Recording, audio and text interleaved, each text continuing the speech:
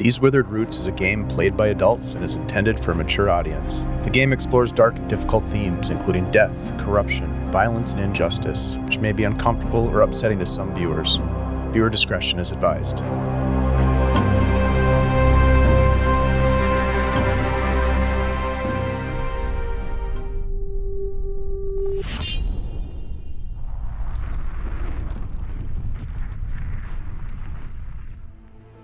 Nyssathra is a realm in turmoil.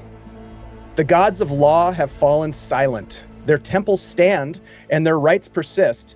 And while some still hold to their beliefs, the gods' presence is absent from the lives of those who suffer beneath them. The works of the royal houses have fared no better. Their once mighty technologies lie in ruin, shattered during a great war, fought over dwindling resources and the hollow promises of generations long dead.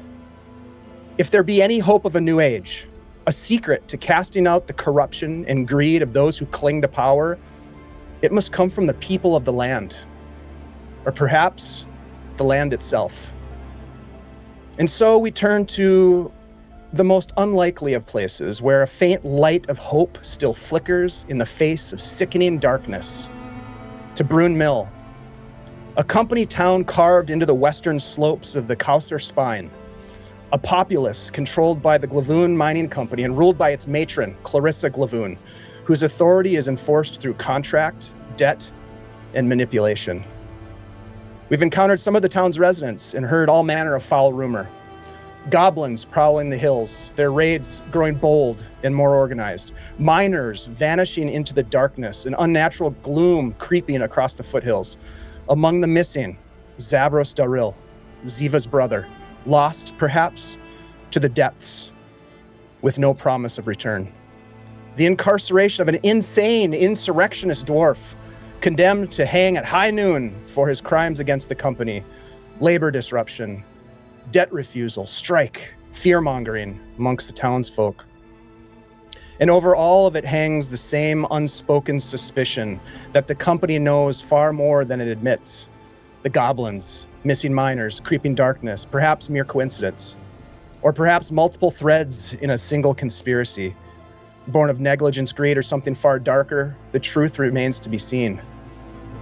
But truth has a way of surfacing. My friends, your company has already begun to pull at the threads, drinks shared with company men, whispered truths exchanged beneath the cover of night, a condemned dwarf's dire warning, the channeling of old magic, and the magistrate's careful half-answers. Now the threads draw tight. You stand together in Brunmiil's town square as the townsfolk begin to gather, boots scraping stone, voices murmuring. The gallows awaits. Durnek's Stonewake is to be hanged at high noon. Whatever truth still hide beneath Brunmiil will not remain buried much longer. So you see, as you stand there, having gathered again after doing individual exploration of town, gathering of information, gathering of some supplies, you've spent a little bit of time making some preparations behind the scenes to perhaps implore once again with the magistrate or others to spare the dwarf. People have already begun to gather, even though the event of the day is still an hour or more from its occurrence. You look about. You can see the oiled rope dangling, waiting for Durnek's neck. You can see dragoons, well armored and equipped, posted about the square. Some of them with, I would say maybe not vicious, but intimidating looking hounds upon leashes, taut, held tightly in place. What would you like to do, my friends, at this moment?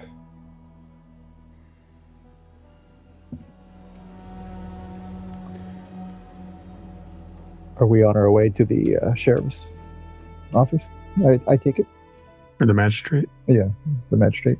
Or do we watch? No. We have to try and get the dwarf out of the jails, right? This is the whole point of going through this whole effort with the writ. Yes. That's right. Let's go then. Yes. Now, I will warn you, the magistrate is a bit high on himself. So, just watch what we say. On our way there, I saddle up next to Florence and very sort of surreptitiously hand her a pair of maroon-colored gloves. You're like, there you go. There's a look of like grateful surprise on her face. Just sort of nods and keeps on going. Thank you. Chevron, you hear a voice calling your name. Sir Chevron! Sir, excuse me. And you see a man sort of shuffling through the growing crowd, and it is the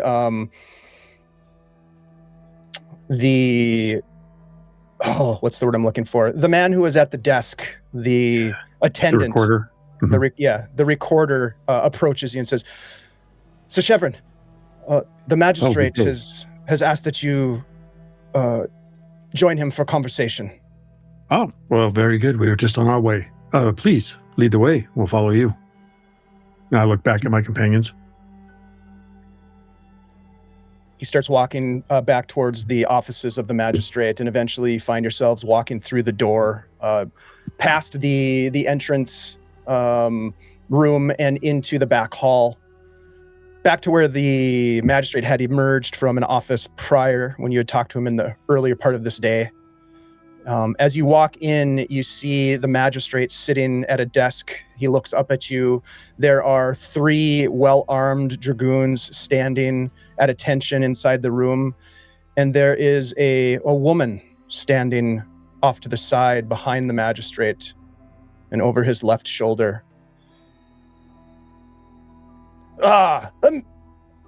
Sir Alistair of Haw. Excellency. We were told that you wished to speak with us. Yes, I'm sorry for the subterfuge. It was not me, but... And he turns. Madame Glavoun. And she nods towards the magistrate. So, this is the emissary from Haw. Welcome to our humble town, Sir Chevron. My lady. And this must be the servant Huon, the priest correct. of Morvenir, Ziva. She lingers for a moment, looking at you, Ziva. And the handmaiden, Florence, that you mentioned. My lady. I've been told, Sir Chevron, that you've been inquiring about the man to be hanged, that you have a relationship with this dwarf. I would be curious to hear more of this relationship. It would be remiss to present it as a relationship, my lady. We were sent here by the king from Har to request his release, to act as a guide, if you will. We're inquiring about troubles in the mines and have been sent here to assist in whatever way we can, and have been instructed to request the service of this dwarf so that we might more easily find our way without any more trouble than necessary as far as... An insurrectionist under the employ of Har. Now that's a tall tale. Tell me, why do you have an interest in this dwarf? We were simply instructed to seek him as a guide, my lady. Not a paid employee of the kingdom, I assure you. Well, there are many men that could be hired as guides. In fact, I would be happy to assign you a guide myself. But this dwarf, as you probably know, is scheduled to be hanged in less than an hour's time. Forgive me, madam. The king mentioned... I apologize for speaking out of turn. He dreamt of this dwarf in a dream, madam. He said it had to be him. That's what the king told us. Excuse me. Indeed, Thank the you. fevered dream of a lame king. Do you know what this dwarf has done to be assigned such a deplorable end? Are you aware of what this man has caused for suffering amongst the people, the company, stirring confusion and panic, inciting strikes, delays of work, speaking of evil things that don't exist. I have heard such rumors, my lady, and I have no doubt that they are true.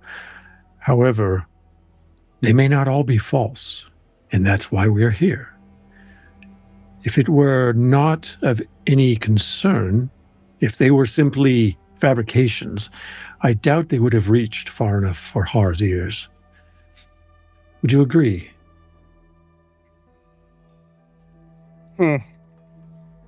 Tell me of Marin Wolk. I don't know that surname. I do believe we met a Marin on the road. I do believe you are correct, sir. You did indeed meet this individual on the road. I have witnesses that speak to the truth of it. The man now lies dead.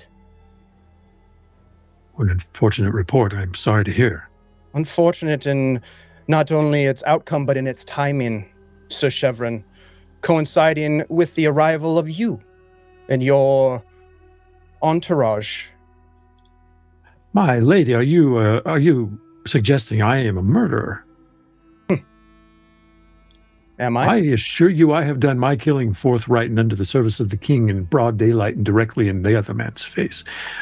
Not to be proud. And what of your company?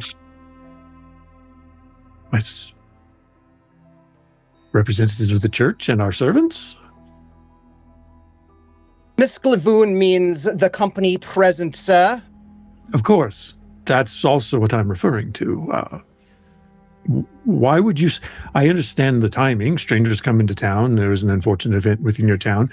There are rumors on the wind. There are insurrectionists in your midst. Do you... It seems to me, with all due respect, that you are concerned with enemies at all fronts. Would you not welcome an ally?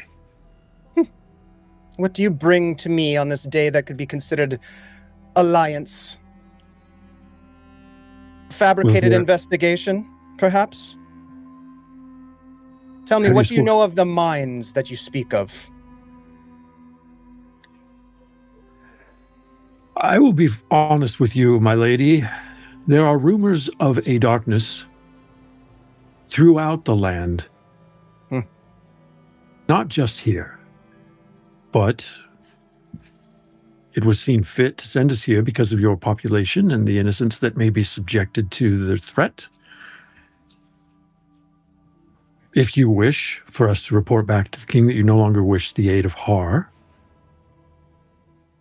it is your purview. We never asked for the aid of Har in the first place, Sir Chevron. It has been foisted upon us, as it were. It seems you need it. Do we? Well, if you do not think so. We seem to be taking care of our own here.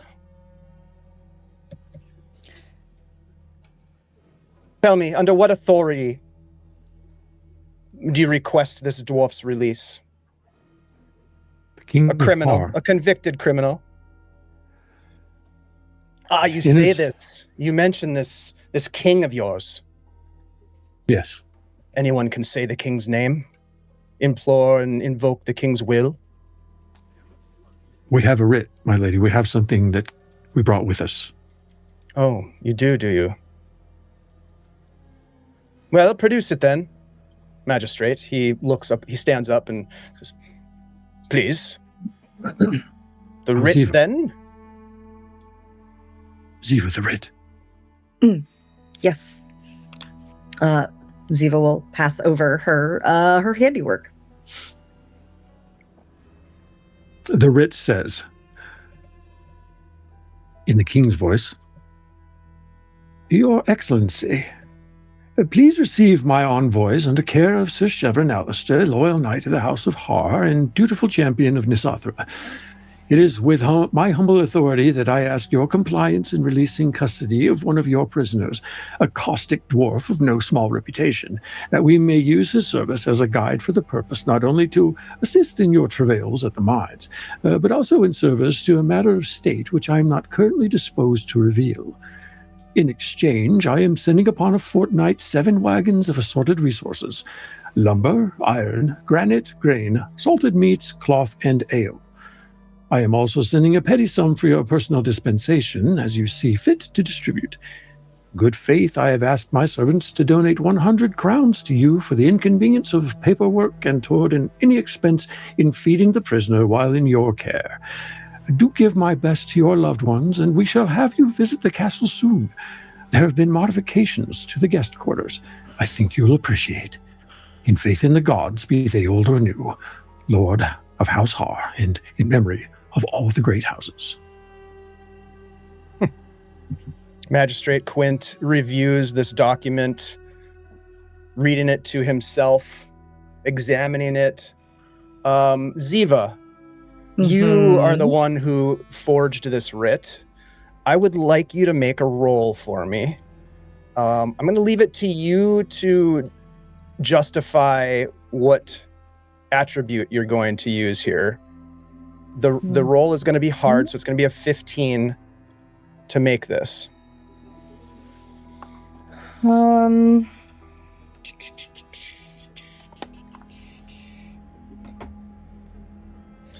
While you're thinking about that, Huon, as you look around at these dragoons, again, it's your instinct to size up everybody that you make contact with. We've established that. You can see that they are extremely well trained. They are very stoic in their demeanor. They are also watching every movement that any of you are making, keeping an eye on you in particular and Chevron, but really watching your hands without themselves making much movement of their heads or anything like that. You get the sense that these guys are well trained. Watching me, watching you. I am, Huon is affecting his humble servant persona, and he is got his back is hunched. His hands are always visible, and making myself as non-threatening as possible. Okay. So I will be using a luck, because it doesn't matter what I justify that stat as, because it was a terrible, terrible roll. So Okay. I would like to try to justify that I'm using wisdom for this. What would be the justification for it? It's based on her previous experience with working with all of the books in the library back at the Temple of Morvenir, and her knowledge and training of how she probably would have seen examples of previous orders or declarations that would have been signed by the king. So she's drawing upon her knowledge of the books and everything to make it look convincing. Okay, this is sounding more like intelligence to me. Drawing upon knowledge. That's fine. Sorry. That's fine. Let's do still it. gonna use that luck roll though. So Yep.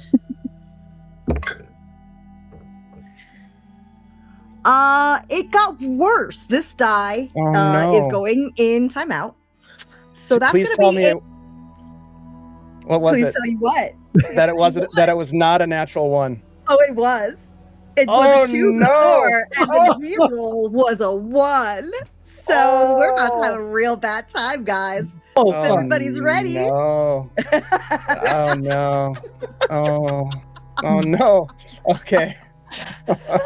Okay. All right. So, with that, We might Magistrate be getting Quint, into violence a little early tonight. You just didn't know it was a bad luck. Touche. You watch as Quint reads through it, perhaps reading it again, and then he kind of like turns over the parchment in his hands, looking at it, and then he looks over at Clarissa Glavoun, Miss Glavoun, and he hands her the writ, and she scans through it, and she says, "Well, And there's this sort of tense moment as she begins to walk kind of back and forth, pacing as she looks it over. And then she stops and hands it back to Quint. He sets it on the table. This would be very convenient if it mattered. And you watch as Quint takes a candle and burns the edge of the writ, and it starts to burn into ash, and he gets up and throws it in the hearth. I'm sorry that we couldn't accommodate your request and the request of the king, Sir Chevron, but we are quite busy with our own affairs here in Brunmiil, and we have much to do on this day.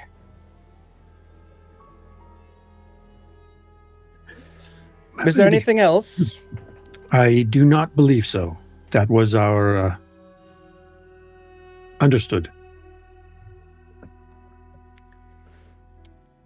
Please, Magistrate, show them out. Magistrate Quint looks back kind of uncomfortably and then gestures towards you, Chevron, towards the door. I'll turn on heel. And as he is kind of walking with you down the corridor, he says, "It is not good to attempt to deceive the Glavouns. You should watch your backs, sir." Your Excellency.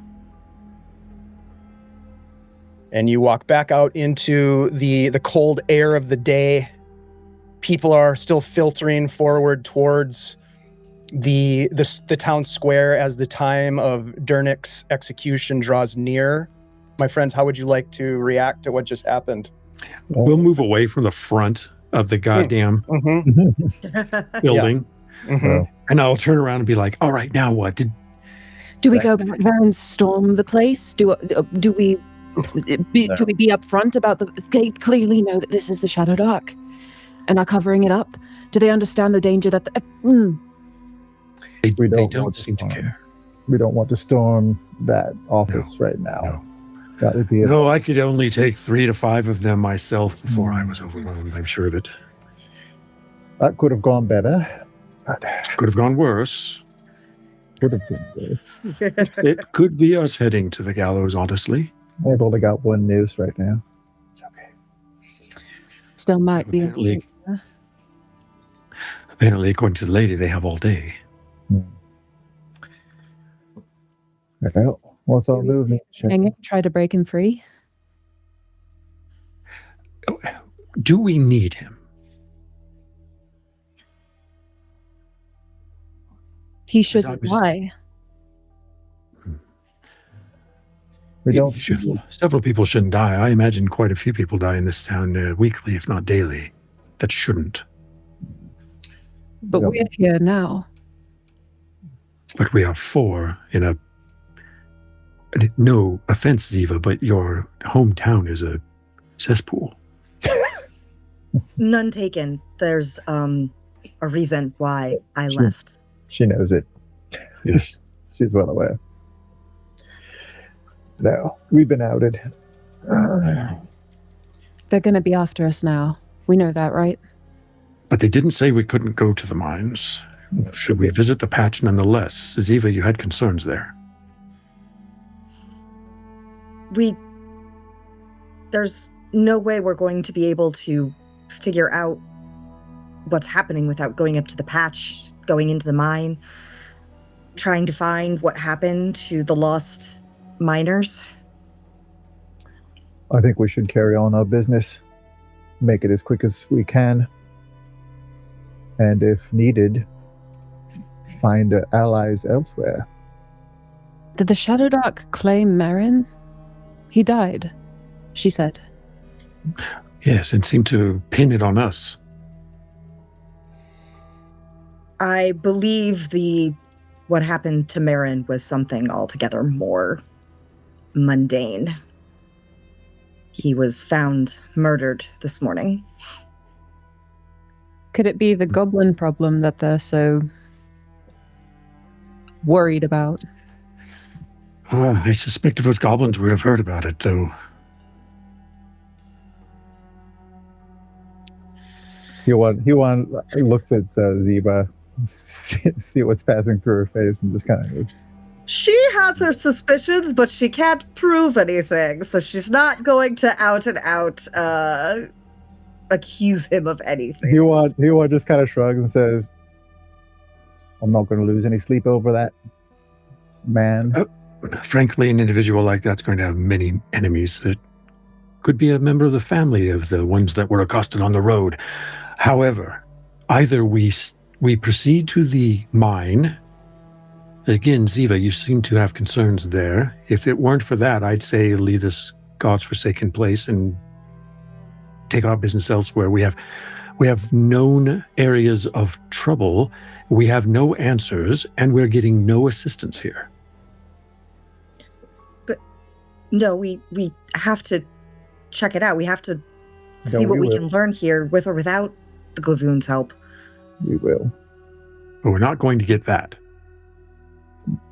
I think that now that we have burned that bridge, so to speak, we need to look for allies elsewhere, perhaps unconventional allies. As you ponder this predicament that you found yourself in, you start to see more people sort of trickling, and as maybe you're sort of walking in the general direction of the square, you're sort of hurried forth by the sort of wave of people that are moving in to witness the festivities that are about to begin. And you find yourself sort of stepping into the opening of the town square, and it's hard to see the sea of people that have assembled. It's almost, even you look around, it's like almost everybody in town is here. There are, in addition to the townsfolk, as I mentioned, dragoons placed in various locations around, some of them up on the platform of the gallows itself, standing at attention. And you sort of maybe jostle your position a little bit to get a better view of what's going on. And as you do, people say, "There he is, the criminal!" And people kind of turn around, and right where you guys are, you look back and you can see 6 dragoons that are marching through, kind of pushing people aside, moving people out of the way. And at the center they're being led by the magistrate, a man who, Ziva, you would know as Sheriff Harkern, the sheriff of town, and then a small dwarven man who, Huan, you would recognize as Durnek Stonewake. As they kind of push through the sea of people making their way by, you get a really good look at each of these individuals as they pass close by you and make their way to the steps of the gallows. The magistrate walks up first, followed by Durnek and 2 guards behind him, and they stand at the top of the gallows as the crowd begins to murmur, some of them shouting, "Mercy! Mercy for Durnek!" And some of those people are subsequently hushed, and maybe by other people standing next to them. In some cases, perhaps there are shouts of criticism for Glavoun. Those are quickly drowned out by cheers and calls for the man's death. Eventually, the magistrate takes the stage and steps forward on the stage, I should say, and begins to address the crowd. Was there anything anybody want to do as he's about to, just really quick before he does his thing? Yes, Huan is going to take note of everybody that he can see that was yelling mercy or dissenting. Give me a wisdom check, please. This will be easy for you, 9. That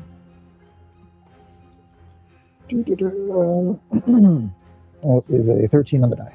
Okay. You don't recognize any of the faces, but you do implant them to memory as best you can in a moment like this. Yeah. And the thing that role gets you beyond that is it seems like there's a fair number of people who are very uncomfortable with what's happening.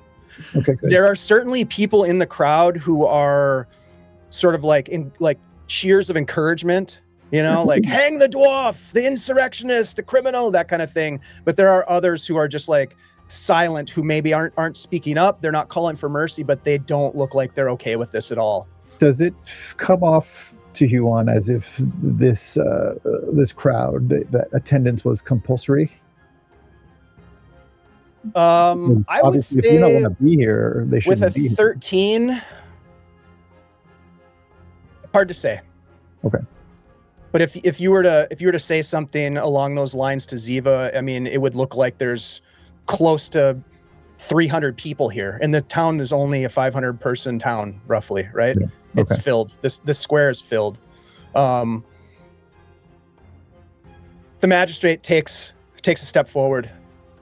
Durnek Stonewake, formerly employed by the Glavoun Mining Company, you stand accused of inciting unrest among contracted laborers, conspiring with goblins, damaging company assets, and failing to pay your legal debts. These determinations have been made by company authority and entered into the town record. As Brunmiil's magistrate, it is my duty to formalize and enforce the prescribed remedy under the authority vested in this office, and in accordance with standing statutes governing corporate towns under charter. This court finds you guilty on all charges. Your sentence is death by hanging. Let the record reflect compliance. Then he turns towards the dwarf. Do you have any final words, Durnek Stonewake? And he is sort of like pushed up front a little bit by the two guards that stand behind him. He's looking down at the people, eyes sort of cast almost at the ground, but he's up on a platform, so it looks like he's looking down at the people sort of in the front row. Can I add You can detail? hear a couple people. Yeah, you hear a couple people like start to cry, maybe loved ones or they know Durnek. Go ahead, Florence. She has, with or without the group, she has walked into the crowd and has pushed through it up to the very, very front, close enough that she can like touch the shoes of the people that are like close enough to like the edge of the stage. Yeah, he one goes with. You're not going alone. Yeah, she doesn't Okay, want so him you to be guys- alone. Move your way up to the front. Just as a point of order. Right? Yeah, that's beautiful. Durnek is kind of looking down. You're sort of within his gaze. It's unclear if he's like looking at anyone in particular, but then he sort of looks up at the sky, and then he looks down and just levels his gaze at the people and looks back and forth. He looks very somber, but he looks calm. He says, "They say that I conspired with monsters. It's true. We've all conspired with the Glavoun family and their monstrous greed. Enabled them for generations. But conspiracy is only a pretext for silencing my voice. My true crime was not warning you sooner, before it was too late, because I'm afraid that now it is far too late. I go now before you with honor in my heart, but their greed has condemned us all to death." And people are like, "Ah, liar! Kill him!" You know, there's just like this kind of uproar of these loud individuals. Other people are sort of like backing away from what's happening. The magistrate gestures, and a hood is placed over his head. There are a few strained calls for mercy again, as an executioner steps up to the mechanism, the lever that will release the floor mechanism beneath Durnek as they position him and tighten the noose around his neck. This next part is a little graphic, just as a heads up for people who might not dig this. He stands there with the hood over his head and the noose around his neck, and the executioner steps forward. There's this sort of hushed silence now. He pulls the lever, and nothing happens. He kind of looks over, and there's sort of this murmur over what's going on, and he kind of puts the lever back, pulls it again to trigger the mechanism, and it's not working. People sort of look around.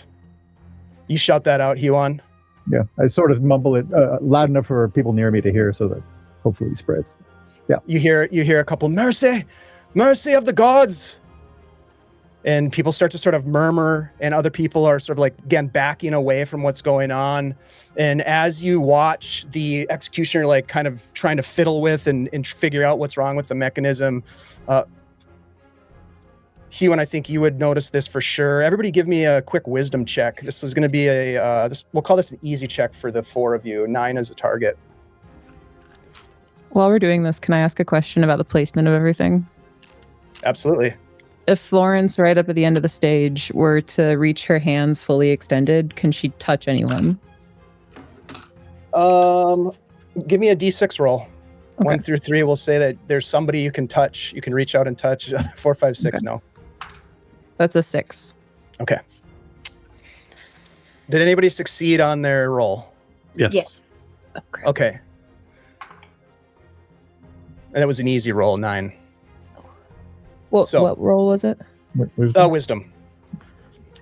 Do we get any bonuses if we succeed by a larger window? Not or is it not just- for this one. It's just this one's just Yeah. a success or failure to notice something, basically. So Okay. for those of you that succeeded, you watch as sort of the confused look on Magistrate Quint's face as he's watching the executioner struggle with this task. His only job. That's the only job he had. And Quint is getting a little frustrated, and he turns and he looks down, and you can see that he's looking down at Clarissa Glavoun, who's standing down like at the bottom of the stairs with her guarded entourage, and she just nods. And one of the guards that's standing next to Quint walks over with a knife and just slits Durnek's throat. Damn it. And kills him on the stage as he just bleeds out. The crowd just howls in sort of shock at what happens. While that's happening, what are the 4 of you? What's your response? Was that one of her bodyguards? Yes, one of the dragoons. How many? So there's 2 left? There are many left. Okay.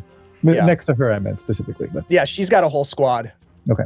Mm-hmm. She's very well protected. As you can probably guess, she doesn't go anywhere without a pretty sizable force of bodyguards. Mentally, Huan has put her on a list. But Oh yeah. he thinks that this is not the best time to do any direct action. She definitely belongs on the list. There's no question about it. Anyone else? Yeah. Go Sorry. ahead, Chevron. No, you go first. You go first. As soon as the lever doesn't engage, Chevron's immediate thought is, oh no.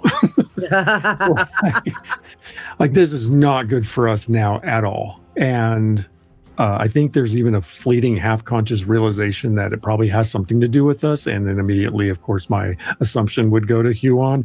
And and now my mind is beginning to reel a little bit because there was an unsanctioned, the whole thing is unsanctioned. I don't perceive that there was a trial. I don't perceive that there was, that the execution method was, it failed. And so some sort of double jeopardy probably should have gone in by law, and that this town is lawless, and that things are out of control here, and that I'm on an island. So I think Chevron's a little bit panicked right now, even though I'm not showing it. Florence? In the chaos of this crowd, could she semi-discreetly cast magic, do you think? What are you trying to cast?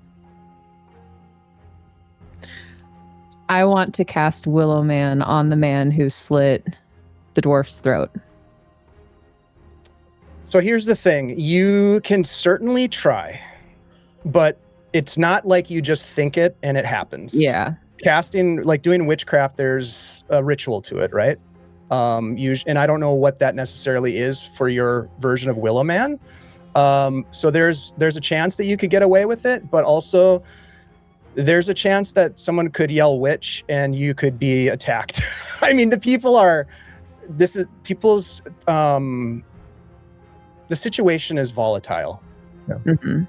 If Huan sees Florence even like get that twinkle in her eye, like she's about to do something like that, Huan would try to be like, not So now. Grace, I would say this for like narrative flavor if you like that idea of like she starts to like do something and Huan notices it and kind of like stops her. That's cool. That's totally cool. If you want to go for it, you can, but just know that there's like potentially some serious consequences. Just like there's pretty serious consequences if Huan were to go after Clarissa Glavoun right now with all of the dragoons that are about. That's true. That's true. Is there a chance it could go off without a hitch? It's super unlikely, but there's a chance. So you're saying there's a chance? I've had a crazy day and a lot of coffee. Mm-hmm. I will say this: I just want to go save my brother. Yeah, right. Or everybody ends up in jail or burned. Here's what I will say: similar to what Jose, and this might help or not, I don't know. I'm just trying to buy some time for you to think about what you want to do. But like what I told Huan is that there are some people in this crowd who are not okay with this.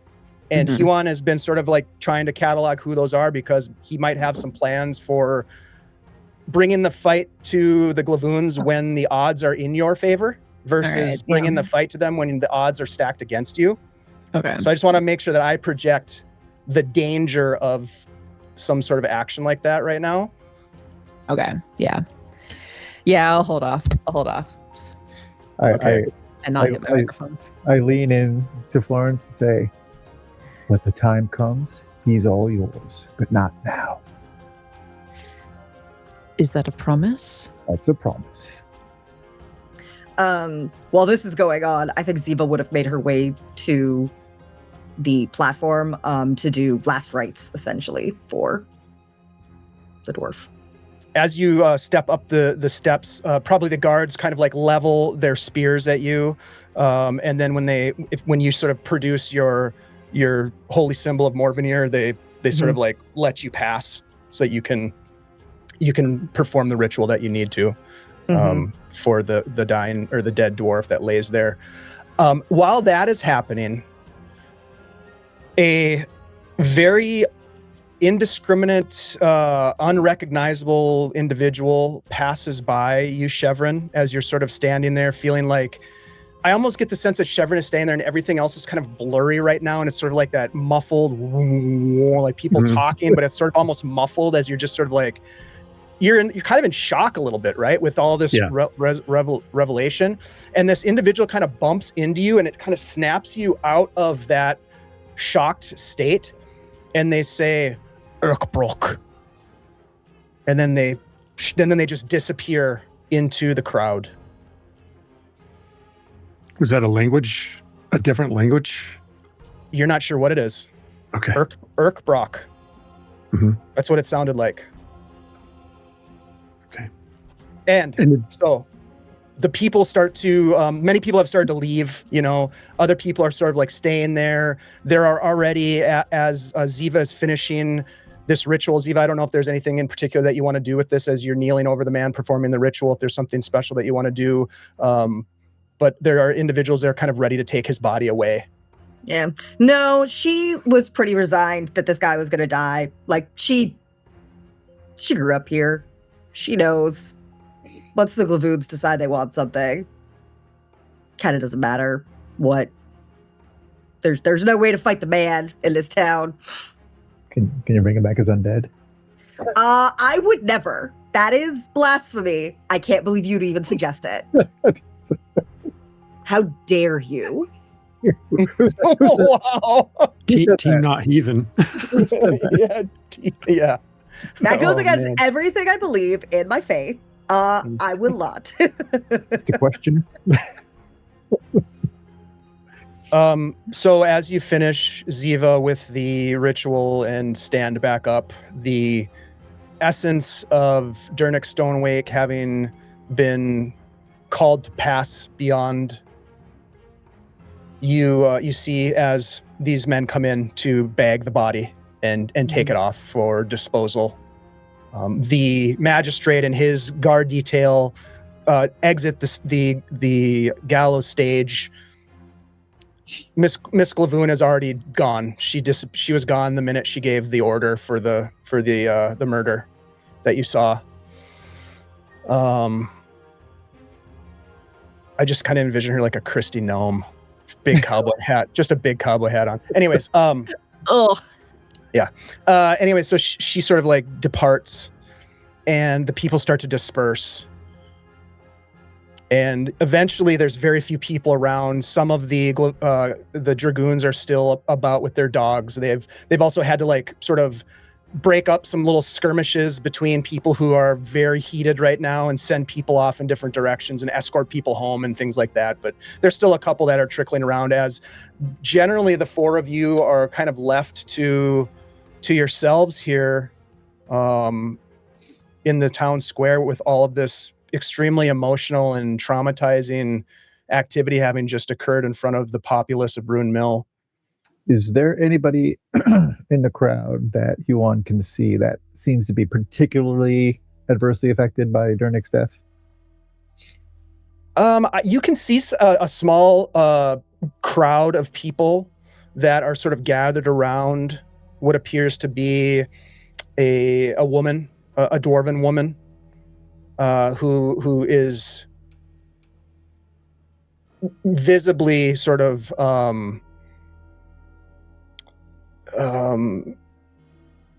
shaken by what's going on. It's not like in a hysterics or even like sobbing, but she just looks angry and hot and agitated, and there's people around her sort of like, at best you can tell they have sort of this the body language that suggests that they are trying to console or be there in a sympathetic manner for that woman. Sure. How far away is she from us? She's probably on the other side of the square, so maybe like 60 to 80 feet away. Okay. I point her out to Florence, and then I see where our companions are, try to gather back as a group, and point her out. I think she might be related. Should we go talk to her now or later?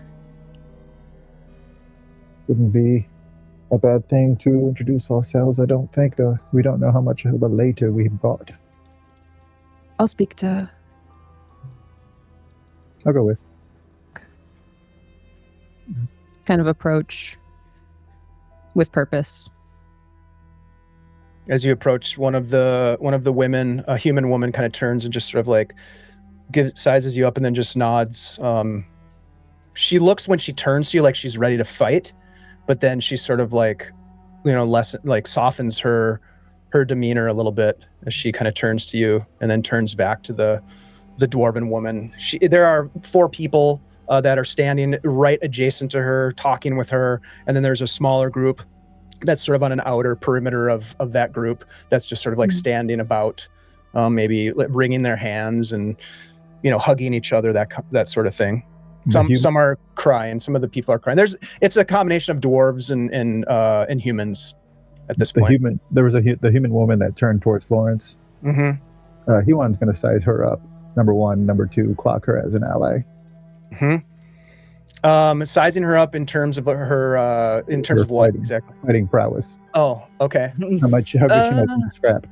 Sure, that sounds like a roll. Let's do a wisdom roll. We'll call it 12 normal roll. Armin, thank you so much for the resub. 46 months of support for the channel. Appreciate you, buddy. Thank you so much. That's only a 4. Okay. The look on her face when she turned towards Florence, it looked like she was going to pounce. Okay. But then she softened. All right. That's basically what you get out of that. I put her on a different list. Well, this guy's got lots of lists, folks, and I don't think you want to be on any of them. He's got Excel sheets. Yeah. So as you approach Florence and Huon, what is your intent here? What are we doing? I want to talk to the dwarven woman. Okay. Yeah, you can sort of insert yourself into that conversation that she's having with these companions of hers. She kind of looks up at you, sort of with a suspicious look. She doesn't know who you are, obviously. Pardon me. Time is short. I'm so sorry he's gone. If you take anything from this day, let it be that you are not alone. He was a brave man. May we find you again. Was he brave? Was that what he was? At least at the end, he was. Thank you. You are not alone. Some of the other Not people are kind of here. nodding. They're nodding with you as you say that. Not here in your community. Not beyond it. There will be justice for what happened here today. I want you to know that. I know there will, dear. And she reaches out and she touches your hand. You can feel this sense of warmth coming from her that you haven't felt since you've been in this town. You haven't felt it in any stretch, in any of the people that you've encountered or any of the things that you have seen or felt. The only time that you felt something akin to this was when you were building the fairy homes in the yard of a random house down the lane. But you feel this warmth in her hands, and she says, I know, dear. There will be justice. The earth is listening and it remembers, as does the stone below.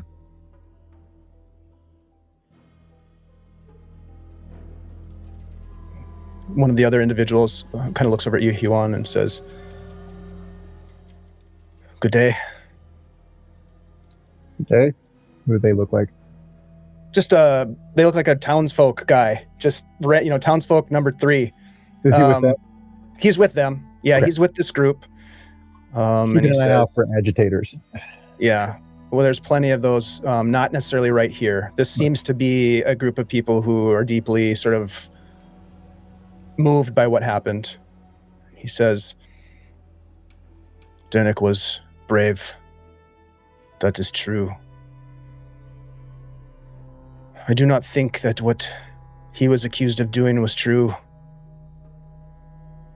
Not Durnek. What? Speaking truth. Durnek was not one to let the company men push them around on the job. He fought for better working conditions and fair pay, warned of the yoke of debt that was destined for so many. This was a convenient excuse then. An excuse, but I think he was convinced of something that he saw up there. Many of the men have refused to return. Now their debt grows even greater. Those that were called forward offered promises of bonuses sent to the mines. Haven't returned. Who's up there now? Those miners? Anybody else? Militia was sent to investigate from what I heard, but everything's been quiet. Secretive, more secretive than usual. But we must all take care on who we speak with and what we speak with them about. I should keep my own mouth shut. I'm sorry. It's hard to do that in this time. Indeed it is. This group kind of just goes back to sort of like consoling this woman. This is Florence. And I point over towards Chevron. Yeah, I keep looking for you and Florence, and everybody looks like you guys, and I can't find anybody. So then I start looking for Ziva. Ziva's still up on the platform. She should be easy to find.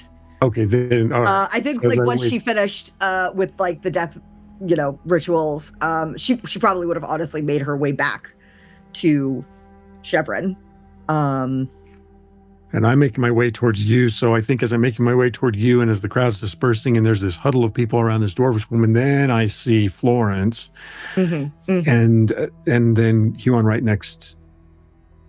in proximity, and I'm just observing what's going on. I don't want to interrupt because it looks like it's, important stuff in support of this woman. But I have something I want to talk about. Huon's going to read Shevrin's body language, and he clearly wants to talk about something.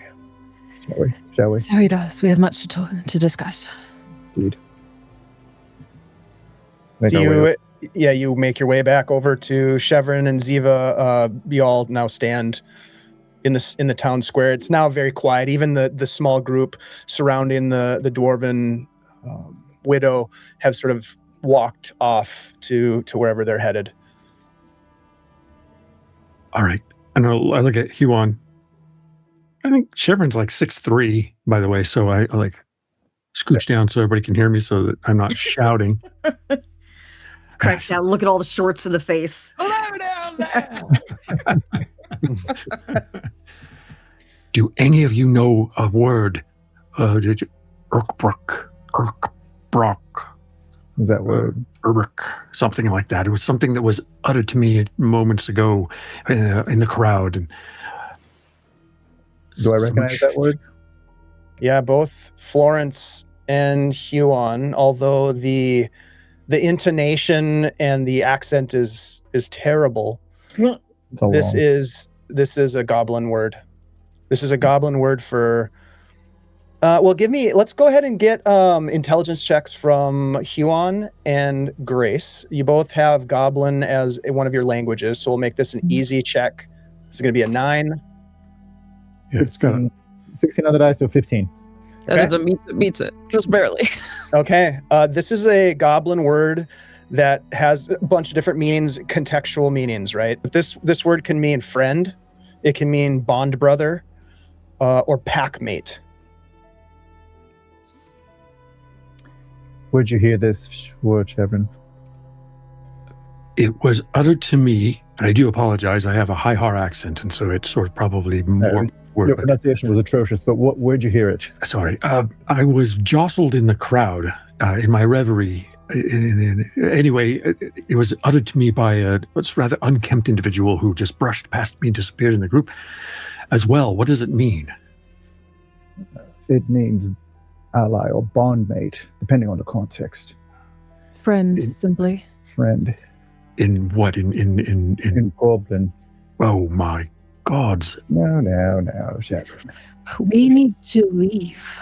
Yes, we do, because... a bad feeling about this. I do as well. Shadowdark is here. And if any of you know anything about why that mechanism didn't work, I'm gravely concerned for our Call it an act well-being. of the gods.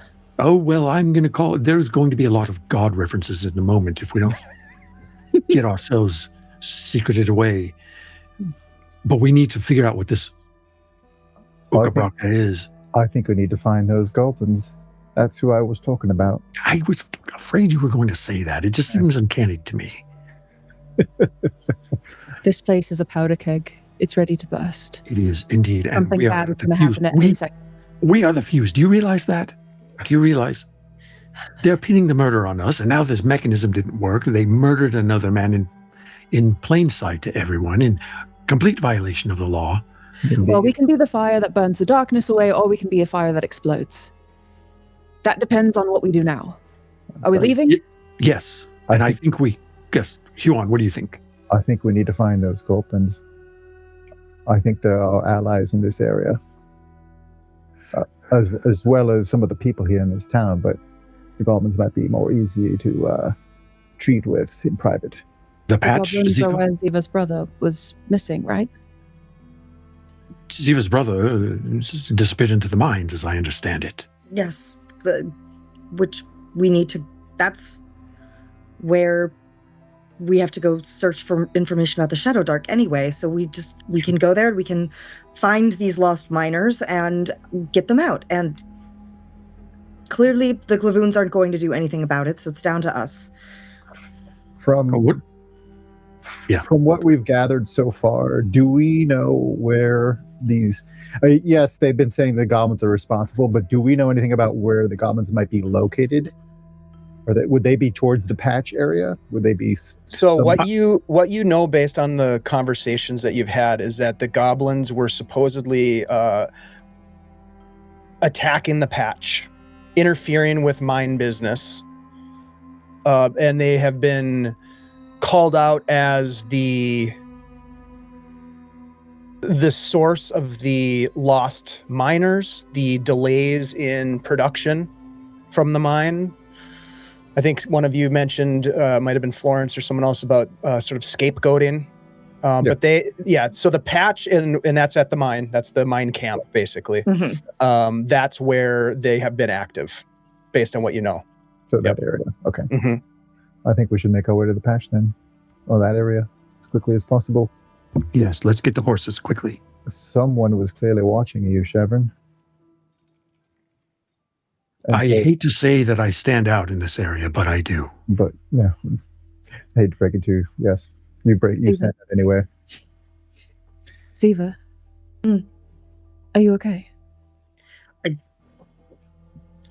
I'll feel better if we can get up there and find out what's happening. Well, let's go then. If they're keeping an eye on us, they're probably still around, so we should make our way there quickly. We need to get the horses. We need to get to that. Yep. I'm not leaving my white horse behind.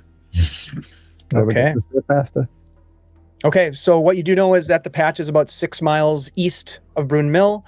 You make your way to the stable where Pike is sitting there or working, and we'll get your horses prepared very quickly as you settle perhaps your accounts with Thel at the inn.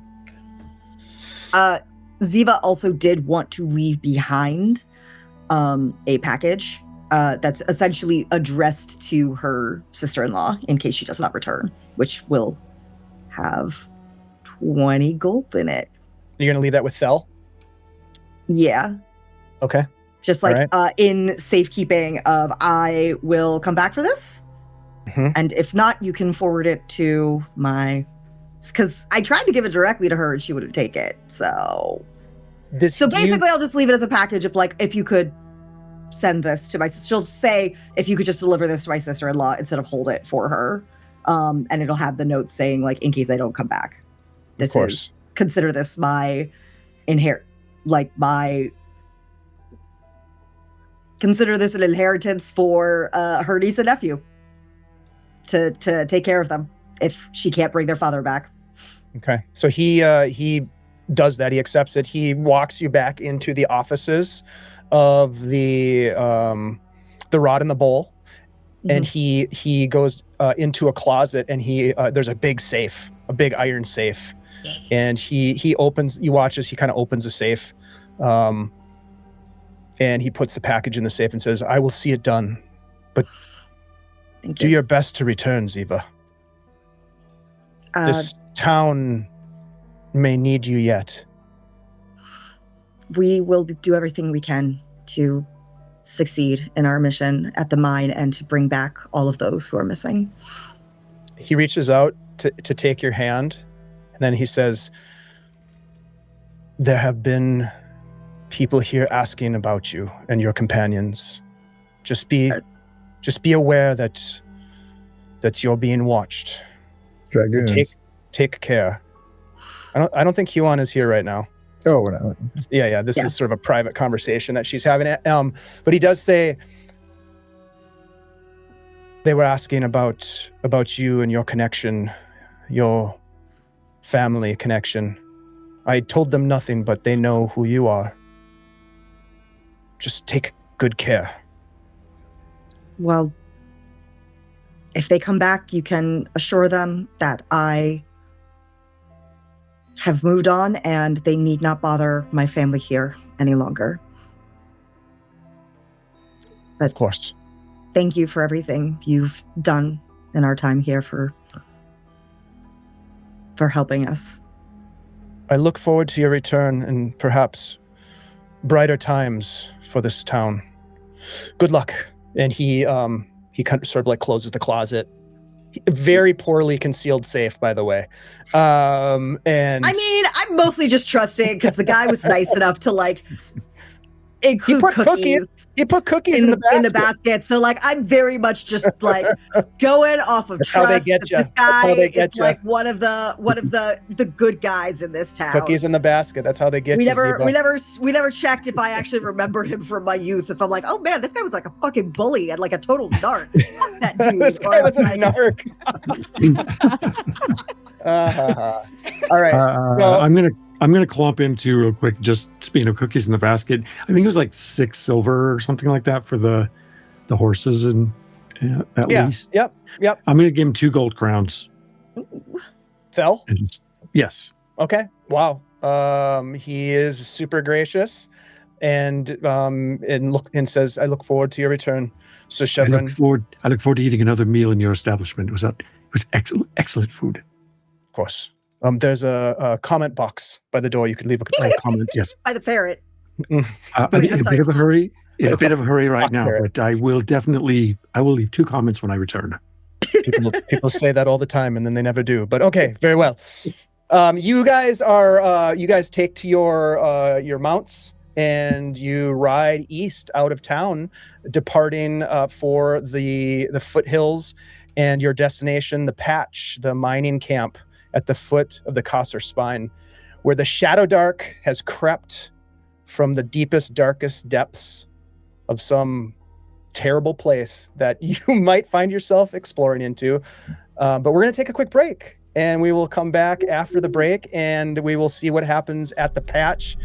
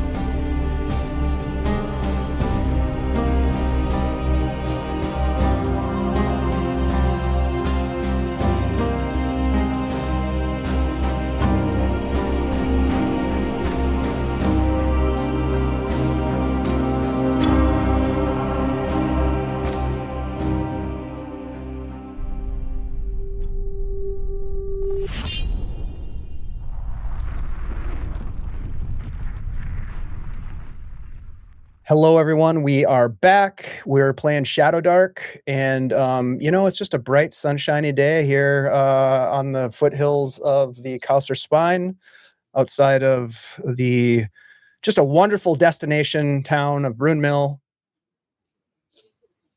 I'm just kidding. Yeah, it's a horrible place. If Chevron ever got married, he was going to honeymoon there.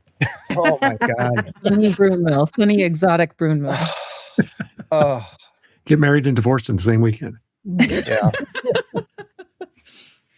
Yeah. So anyway, some shit happened during the first half of this session, and it was pretty serious. Brunmiil's not a good place. We've seen some of the worst parts of Brunmiil now, and I think it will definitely it will have left an impact on our characters, our party as they head out.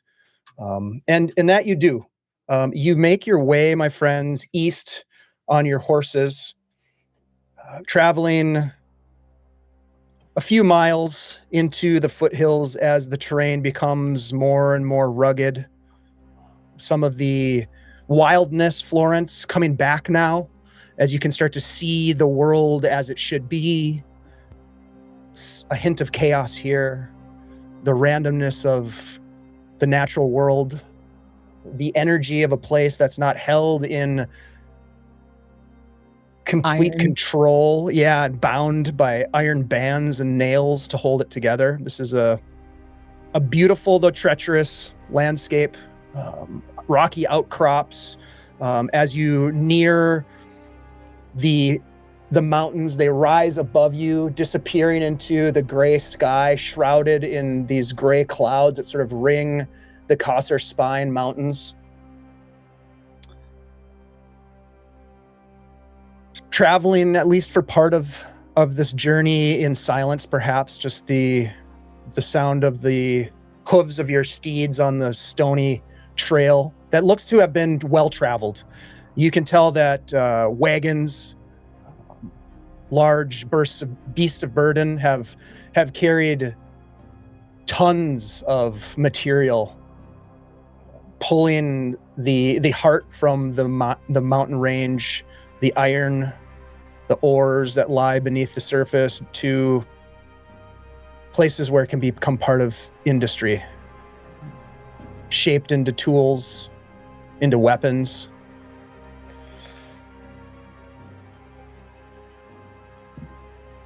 I assume this trail takes us higher, to a higher elevation. Yep, you're ascending into sort of the edge of the mountain range now. Okay, Huon will keep an eye out for two things: any goblin sign, and two, anybody following us from behind. So whenever we get to a good vantage point, I will look back over where we might be able to see the road we've traveled already. Do you get the sense that you would have taken any precautions leaving town or anything like that? A lot of there as quickly as possible. But again, I think if we get higher elevation, we can see if somebody is following us. So that's sort of what I'm counting on. Yeah. You keep an eye behind you. You keep an eye ahead of you. Your head is constantly on a swivel as you are, of all of the individuals here, maybe the most alert is one way to put it, but I get the sense that Huon, with the comments that you've made about like your sleep patterns and things like that, just not jumpy. It's not a jumpy, but it's, what is it? Vigilant. Is it vigilance? Something like that. Frenetically vigilant. Yeah. I love that. Frenetically vigilant. And a murderous scoundrel. You don't get the sense that you are being followed or being watched at this point. Okay. This will be an occasional thing I will do, Huon will do as we travel. Okay. It's good luck, you know. What's good luck? A gray sky. Oh. Good. The light of the sun and the dark of shadow, all mixed into one. It's a good omen. Good to hear. We could use some good omens. Everything's going to be fine. I just appreciate the cleaner air. It's easy to breathe here after the last 24 hours. On that we can agree. It's about the cleanest air I've ever breathed. It's even better than Har, which isn't saying much. Are you all prepared for what we'll find in there? If Brunmiil's any indicator, I think I'm more than ready. Well, I'm always prepared for the worst. So yes, I expect to find the worst. What a downer, Huon. He's not wrong. It's kept me alive so far. But do you have ulcers, man? Probably. Indigestion? Heart palpitations. You just spend too much time dwelling on expecting the worst. Florence just said, look, it's a good omen. I don't see it myself, but I take her word for it. I trust her. Florence, you have a way of working on people that's... I've said it before. That's the way of a traitorous witch, is it not? No, I never said traitorous. Ziva, you didn't say traitorous. We may be devout, but I do think I called you on a criminal, though. That's fair Well, enough. that's just true. No lie. Well, that would imply I've been caught before, which I have been, I guess. So, yes, you're right. were brought up from the dungeons when we met you. Hey, I did so well for so many years before that. I do have to ask you, Huan, do you know anything about the goings-on in Brunmiil? Did you have anything to do with that mechanism breaking? Is this something you really need to know, Shepard? I don't know if I want to know. Then get back to me if you decide otherwise. Oh, all right. I shall think about it. You should try some of that every day. Then I'll be like you, with ulcers and heart palpitations. Indeed. We can work on those, you know. I have some tinctures that might help you. Some teas. Oh, good. Maybe at camp tonight. Ziva, while your companions are having this conversation, your gaze is focused ahead on the trail. I don't know if you would have ever been to the patch before. Probably unlikely, but it's possible. I'll leave that up to you to decide.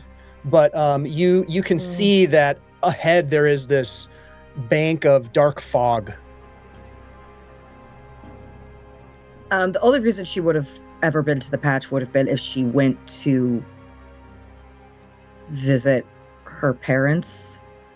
Or actually, I imagine it would have been nope, never mind. Yeah, if she ever went up there to like deliver something to her parents when they were working in the mines, that would have been the only reason she would have ever been up there before she left town. Okay.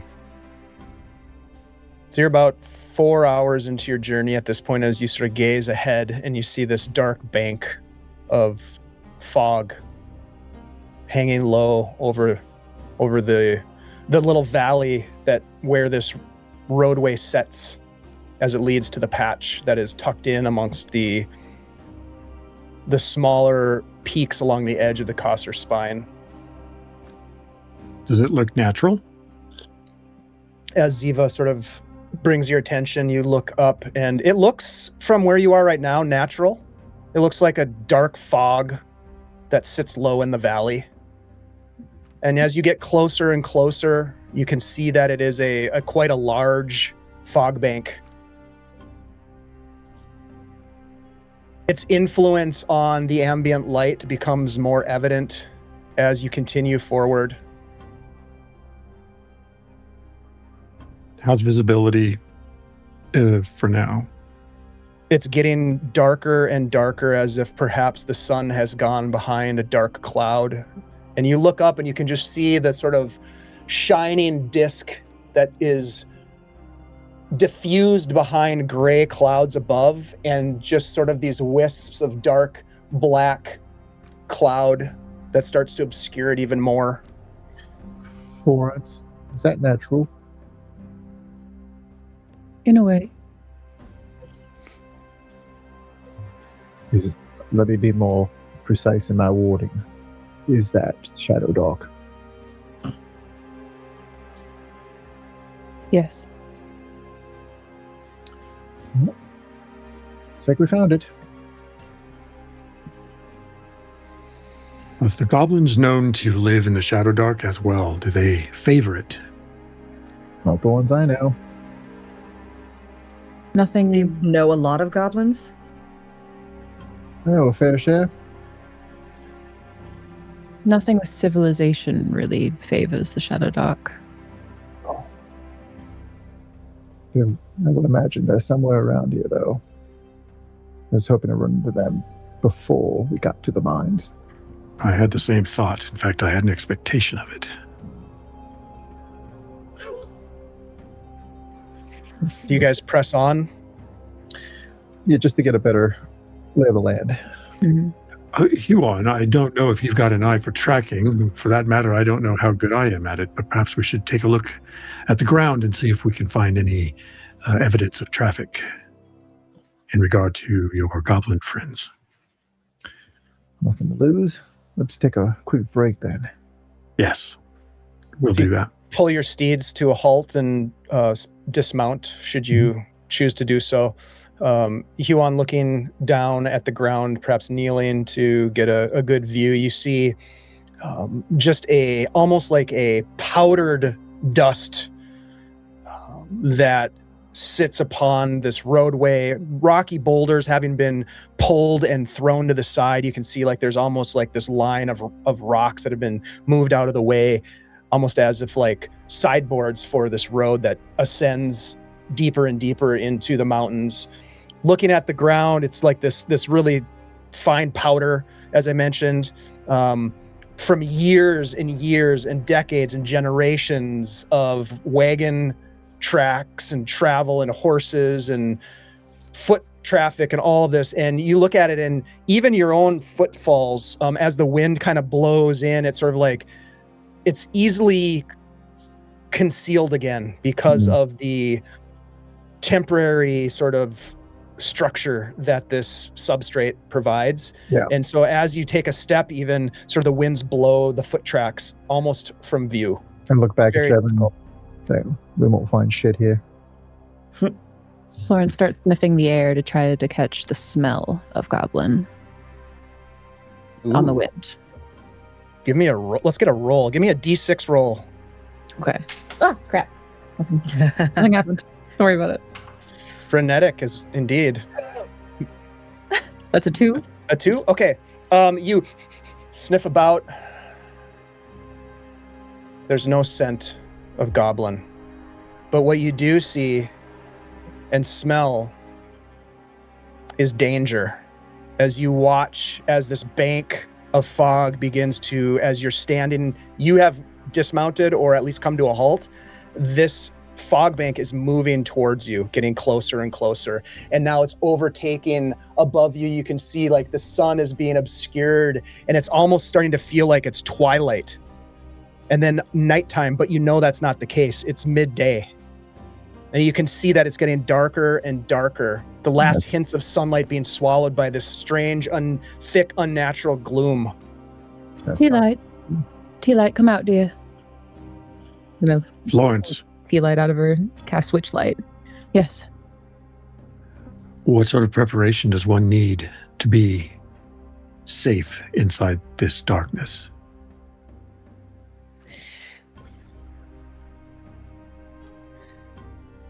Make peace with what you are and what you are not. And Huon's digging the torches out of his pack as quickly as he can. And some light and some fucking light is what we need. Light. Oh, good. Huon, you're doing this rapidly, like pulling things out of your pack to get them lit. Give me a dexterity roll. We'll call this normal roll as you're trying to get a torch lit. Chevron, as you're asking this very sort of natural question to be asked in a very calm sort of manner, it is becoming nighttime around you. Dark night, like the darkest night that you've ever experienced. As Florence, you're going to try to cast witch light on your familiar. Mm-hmm. All right, go ahead and give me a roll for that. Huon, what'd you roll? I rolled a 5 total on the first one, but I'm going to use a luck point to roll again, and I got a 16 the second time.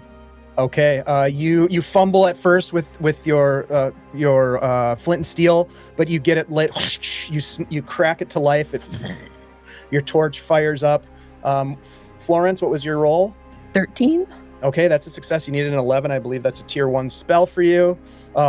Tea light starts to glow with what color is tea light glowing today? A warm firelight, like a candle. It's really beautiful.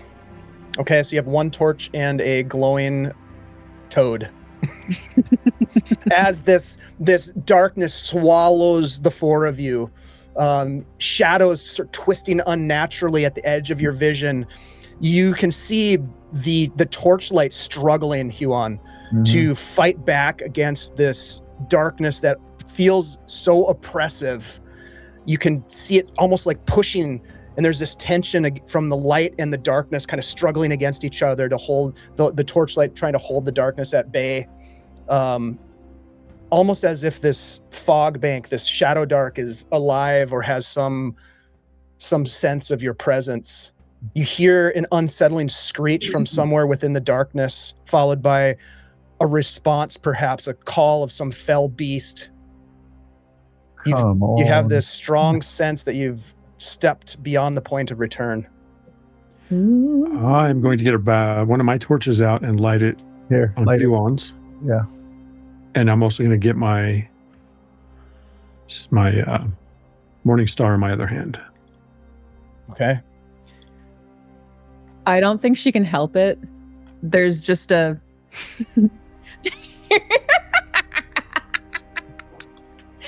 from Florence.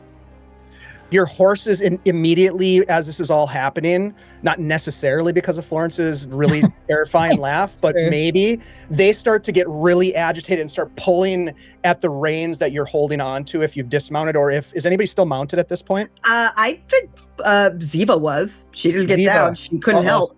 But Give me a... Trevor and I were dismounted, I think. Okay. Yeah. Ziva, and if Florence, I don't know if you dismounted or if you're still on your... I think she probably dismounted. Okay, so Ziva, give me a dexterity check. We'll call this a normal check for you as your horse starts to try to basically run. I want to add, when Florence laughs, I think Chevron instinctively steps towards Ziva. Yeah. So that was a 13. Okay, so your horse it rears up and you like pull back on the reins as it is very agitated. You manage to maintain your position atop it, but it looks like it's panicking. The rest of the horses are pulling and kicking and panicking. What are you going to do?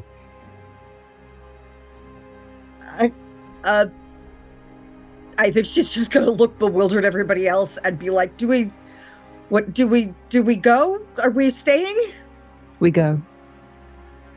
This way. You start walking calmly with purpose forward. And are you taking your panicking horse with you? Yes. Give me a Constitution check. This is going to be a hard check for Florence. Could I make a case for charisma instead? What's the case? Using the force of her personality, and like she has kind of come online into herself in this moment as like being enveloped by the Shadowdark. And she is like a pillar of calm right now. Okay, sure. That makes sense to me. Yeah, let's do it. So 15 is your target. Fuck, that was a 14. Okay. Your horse rears up as you start to pull it forward. It is not going with you. It pulls back and you can try to fight it, which doesn't seem like it's going to work, or you can let go of the reins and it wants to run away.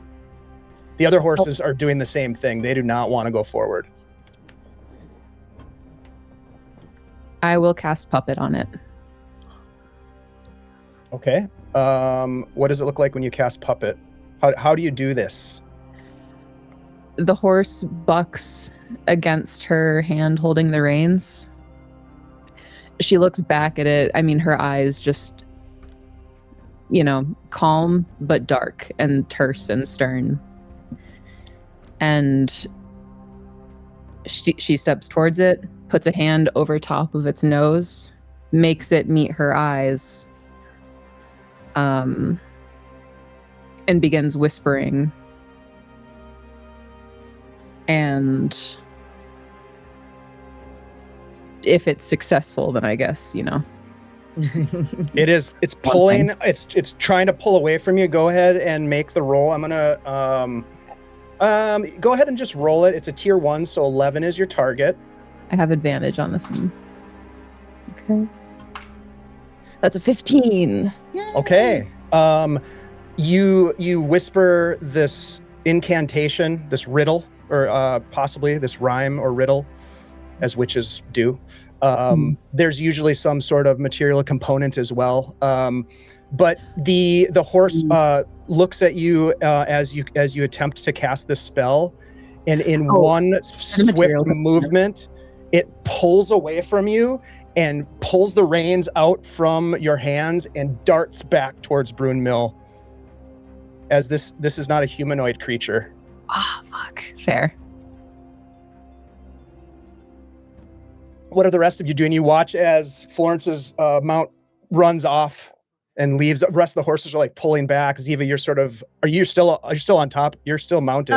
Yeah, but I think at this point, if like the horse keeps bucking and she can't seem to get it under control, she might sort of like jump from the saddle and like while trying to like keep the reins so that the horse doesn't immediately bolt. But I will say that she's got some good shit in that saddlebag. I was going to say, you may want to try to grab those saddlebags before something happens. If you're going to indeed, your horses are going to. They don't want to go into the Shadowdark. I'm just going to say that right now. They do not want to go.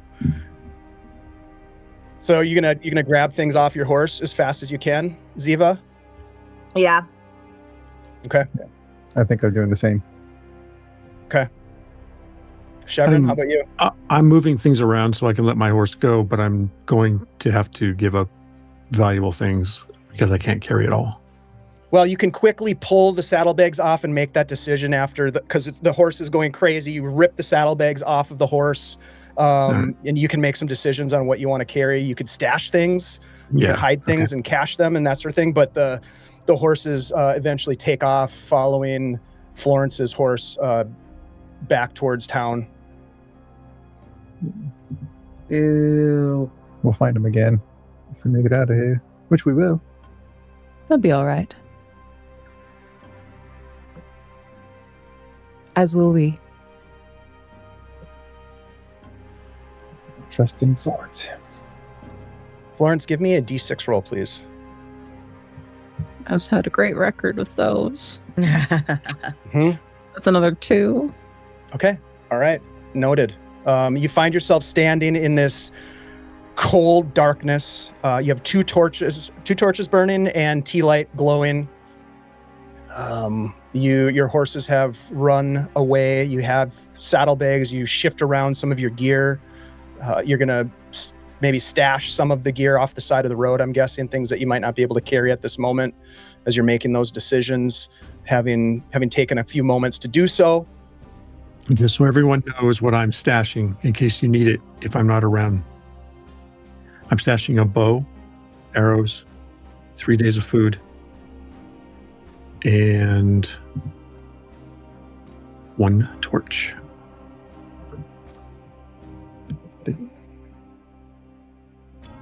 Okay.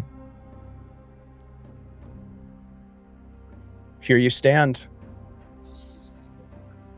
But they had him. I have a few ideas. 1, we camp here with a fire and wait it out. That's my most hopeful option. 2, we press on, try to find these goblins, try to find the mine. At this point, I think we're just going to have to stumble around if that's what we're doing. Eventually, we're going to have to camp, but I believe the only way out is through. I agree. I don't think we have time to just sit here and wait. The miners have already been gone for so long. Yep, fuck it. We know the way to the mine, correct? Follow the road. Right. Very well.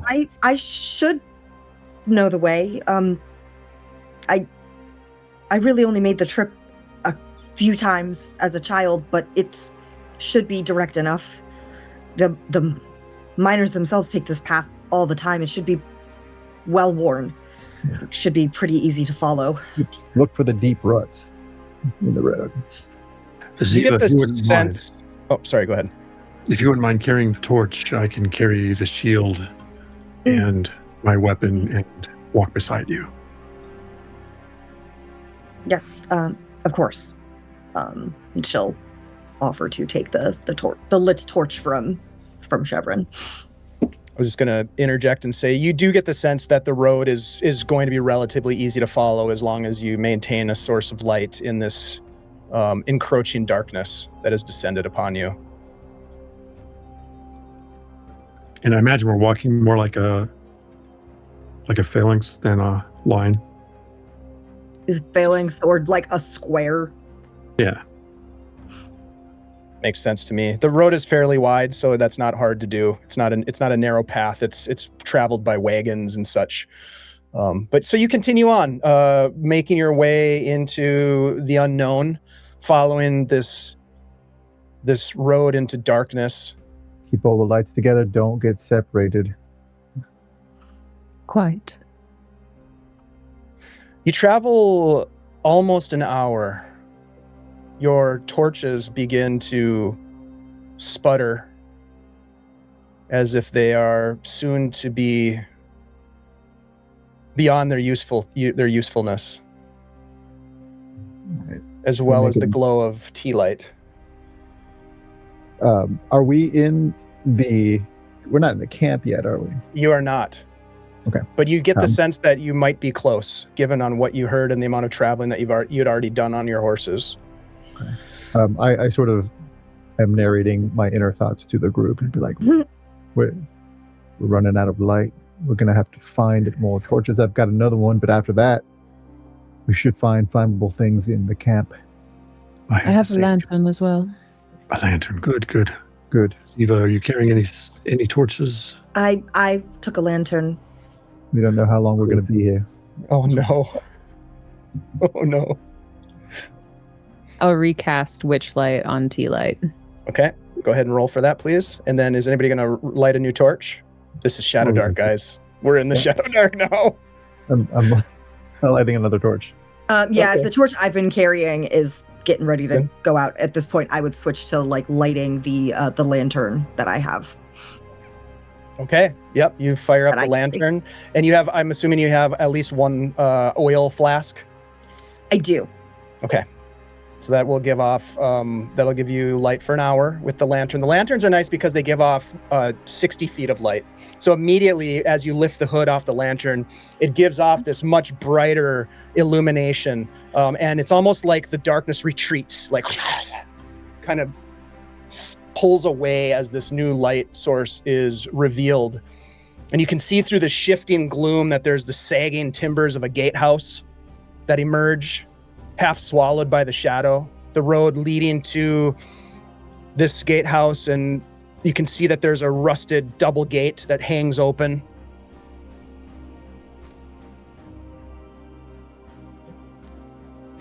Do you know what this is, Eva?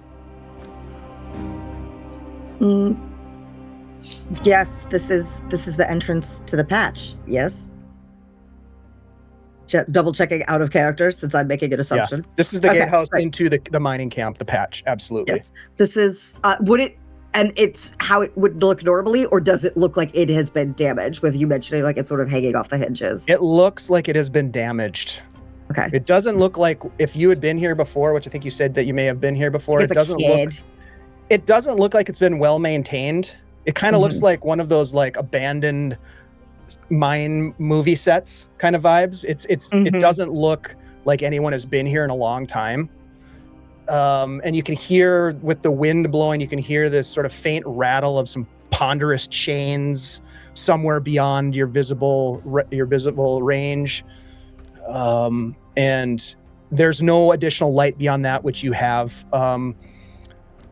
Huon, give me a D6 roll, please.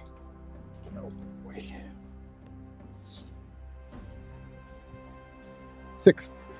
Okay. All right. You stand before this gatehouse. Large timbered walls sort of extending in either direction as far as your light illuminates, and beyond it, the patch. There's also like a structure as you sort of walk up to the gate itself. There's a gatehouse, like a open, not open, but a walled structure beyond the gate. I just want to point out, for all the complaining that everyone did, I'm sorry, not everyone, for all the complaining, Huon, at the this is far more intimidating than any of that was. Any of what? The keep? Yes. The keep was, you see, you have to understand the strategic value of certain places. This is not one of them. No. That was. You are not intimidated, good Sir Knight. I will admit that this is not the most comfortable situation. It's hard to see. I don't like that. I'm used to being the fucking danger in the dark. As you say that, you hear a loud screech in the darkness. Okay. It just echoes. You can hear it echoing from the exposed mountain faces back at you and into the canyons beyond. Then you hear this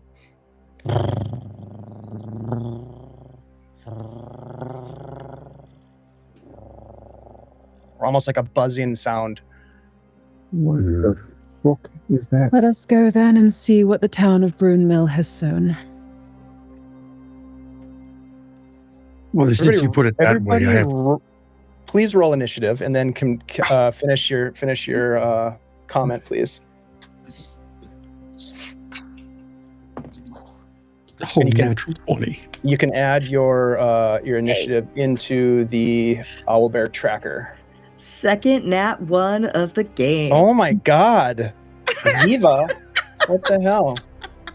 Hey, good for initiative. You know, yeah, that's true. If I'm gonna roll one. That's right. Oh, there we go. All right, so go ahead and add your initiative into the tracker. You hear this buzzing sound grow louder and another from in the darkness somewhere, echoing again. And let's see, who's at the top of the order? Chevron with a 21. You see movement up ahead as it enters about 60 feet, given the illumination of Ziva's lantern. And there is this winged, bat-like creature, but large and almost insectoid in nature, a long proboscis at its head as it is flying low and coming towards you at a fast clip. But you are at the top of the initiative, Chevron. What do you want to do? I move to meet it. Okay, so you move up about 30 feet as you meet it as it's coming towards you, and it is indeed some sort of a strange amalgamation of bat and mosquito. But large, like the size of a small dog. No time to think about what it might be. I step forward with shield on my right, and Morningstar on my left. That's 14 on the die plus quite a million, I think. 19. 19 hits. Go ahead and roll damage as you bash this thing out of the air. For 7 points. Okay, you swing the Morningstar and smack this thing out of the air as it just explodes with viscera, spraying in the direction that it was flying, just kind of over the top of you, maybe some of it dribbling down onto you, and it hits the ground. Its leathery wings just flapping on the ground and then going silent and motionless, and you hear more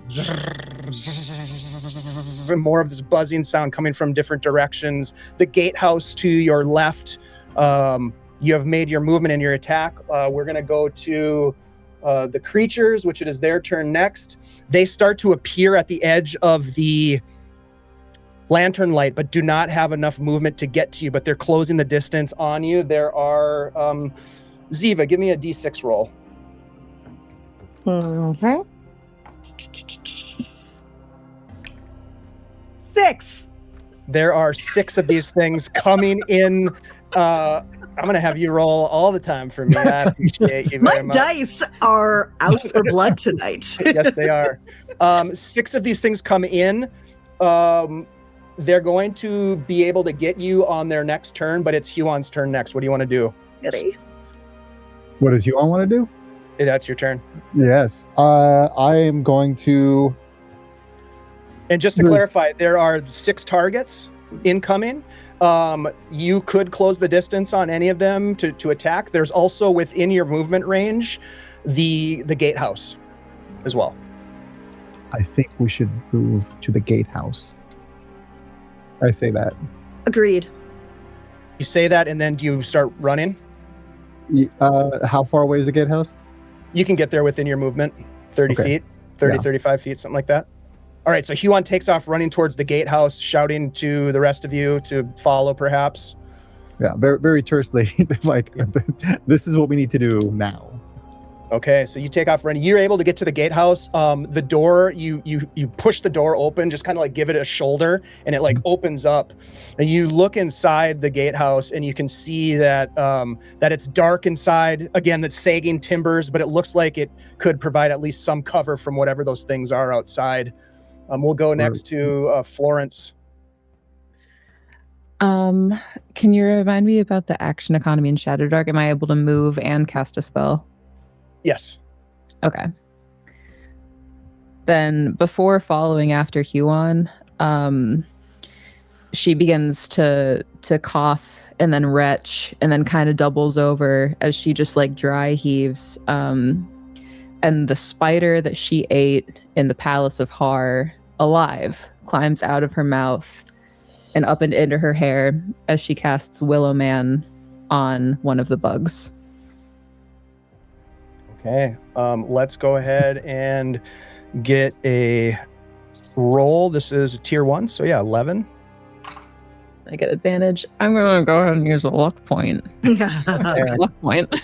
All right, very good. Use those up. And also, folks, as a quick reminder to our chat, if you want to donate luck points to the crew, there's the info right there.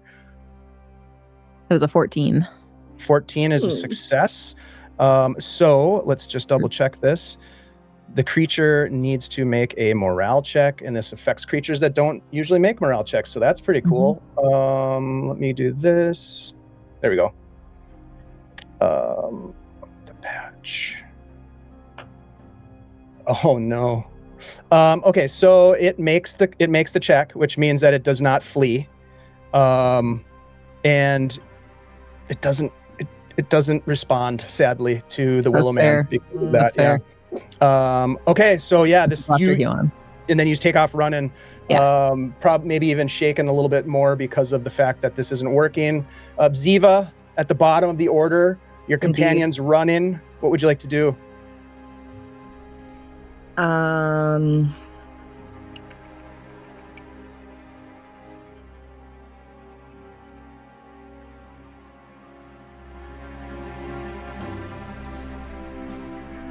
Just because I think it's, since Chevron isn't going to make it to the gatehouse before they, well, maybe he will. Just in case, I think she wants to cast Holy Weapon on Chevron's blade before she runs to the gatekeep. Okay, so this is a close range, so you'd have to race up to his side and touch the weapon. Oh, did he run? He ran away? forward. Yep. Oh. He ran forward to meet the creatures, the creature at the time that emerged from the darkness. My bad. Yeah, jeez. Let's get some. Heal when we get in fights. You gotta stay near the caster. You're probably gonna have to say that a lot. Everything I cast is close, so like all the buffs I could do for people, I have to be right there. So you know what? She's gonna do it. She's gonna run up. She's gonna run up and cast Holy Weapon. Oh shit. Okay, let's make this count. Give us a casting roll. 11 is your target. Get it. Yeah, we got it. Yes. Good. Okay. At least it wasn't for nothing. Let's go. What does it look like when you cast this on Chevron's Morningstar? So she runs up and one hand around her holy symbol and the other she like grips the handle real quick that he's got held out in his hand. And this bright light almost seems to glow and travel like down the hand from her holy symbol across her arms, down her other hand, and sort of like encase the morning star before Beautiful. it sort of like fades into, like almost as if it seeps into the surface of the morning star. It's amazing. All right, very cool. So now your weapon is imbued, Chevron. Ziva, that is your movement to get to Chevron and your action. So that brings us to Chevron. Chevron, you stand over the carcass of this disgusting creature that you just destroyed, but you look back as your weapon is imbued with this magic, and you kind of turn towards Ziva as she's sort of like casting her spell, and you look behind her, and there are 6 more of these things coming towards you. What would you like to do? I'm going to hold my shield over Ziva's head, move in the direction of the gate, using my body to push Ziva that direction. And if they're moving in toward us as well, I'm going to strike at one if it gets within my reach. Okay. I will say this. You can certainly do all of that. You will be able to do both of those things, but one of them will be with disadvantage. So either the protective nature of what you're doing is not going to be fully realized, or your attack would be with disadvantage. But you can do both of those things, or one of them effectively. I'm going to disadvantage my attack because I want to keep Ziva protected. Okay. All right. So a 12. And a 12 is, wait for it. A 12, if it meets, it beats. Because I was born to battle. Hey. Beat him. And that's another 7. Okay. Again, you raise your shield, +1 for the magical. Yep. Okay. Yep. Yes, you sorry. swing your magical weapon and you smash this thing out of the air, obliterates it as it drops to the ground in pieces. And you start to move. We'll say you get to use half your movement. So these things are going to get a round of attacks on you before you can get to the gatehouse. But I'll say that we'll go through the initiative. So they're going to take some attacks at you. At least I'm not in my nightshirt. Right. As a quick reminder, Holy Weapon gives you a +1 to both your attack and damage rolls. Okay, so that was 16. And it lasts for 5 rounds. So. Sweet. Awesome. And I would like you to keep track of that, please, for me. I got other things to keep track Yes, of. I think last time we did this, Chevron tracked his own Yes. I can do that. magic. That makes sense. As opposed to me tracking it for him, so. Perfect. I'll do it. Okay. All right. So these things come in. The first attack is going to hit your shield with a 7. Let's see. Second attack is a 16, Chevron, on you. That I think that's going to hit. Okay. Okay. This thing comes in and it sinks this long, jagged proboscis in between the neck of your armor, into your neck, down into your body, the piercing pain, and it starts to pulsate as it attaches to you, as if it's sucking your life force from your body. You take 3 points of damage. That was the second one. Let's see. This one will be on you as well. That is only a 13. I don't think that hits you, does it? Nope. Okay, it attacks your armor. The fourth one is going to attack you as well, Chevron. That is a 6. That misses. Ziva, this one is going to attack you. That is a 9. I don't think that hits you with your 8. That doesn't actually hit me. And the last one, Ziva, is a 14. That does hit me. Okay, so same thing. This long, dirty, jagged proboscis pierces into the back of your neck, and this thing attaches to you with taking a total of 4 points damage, and you can feel it sort of like pulsing as it's sucking your life force from you. That brings us to Huon.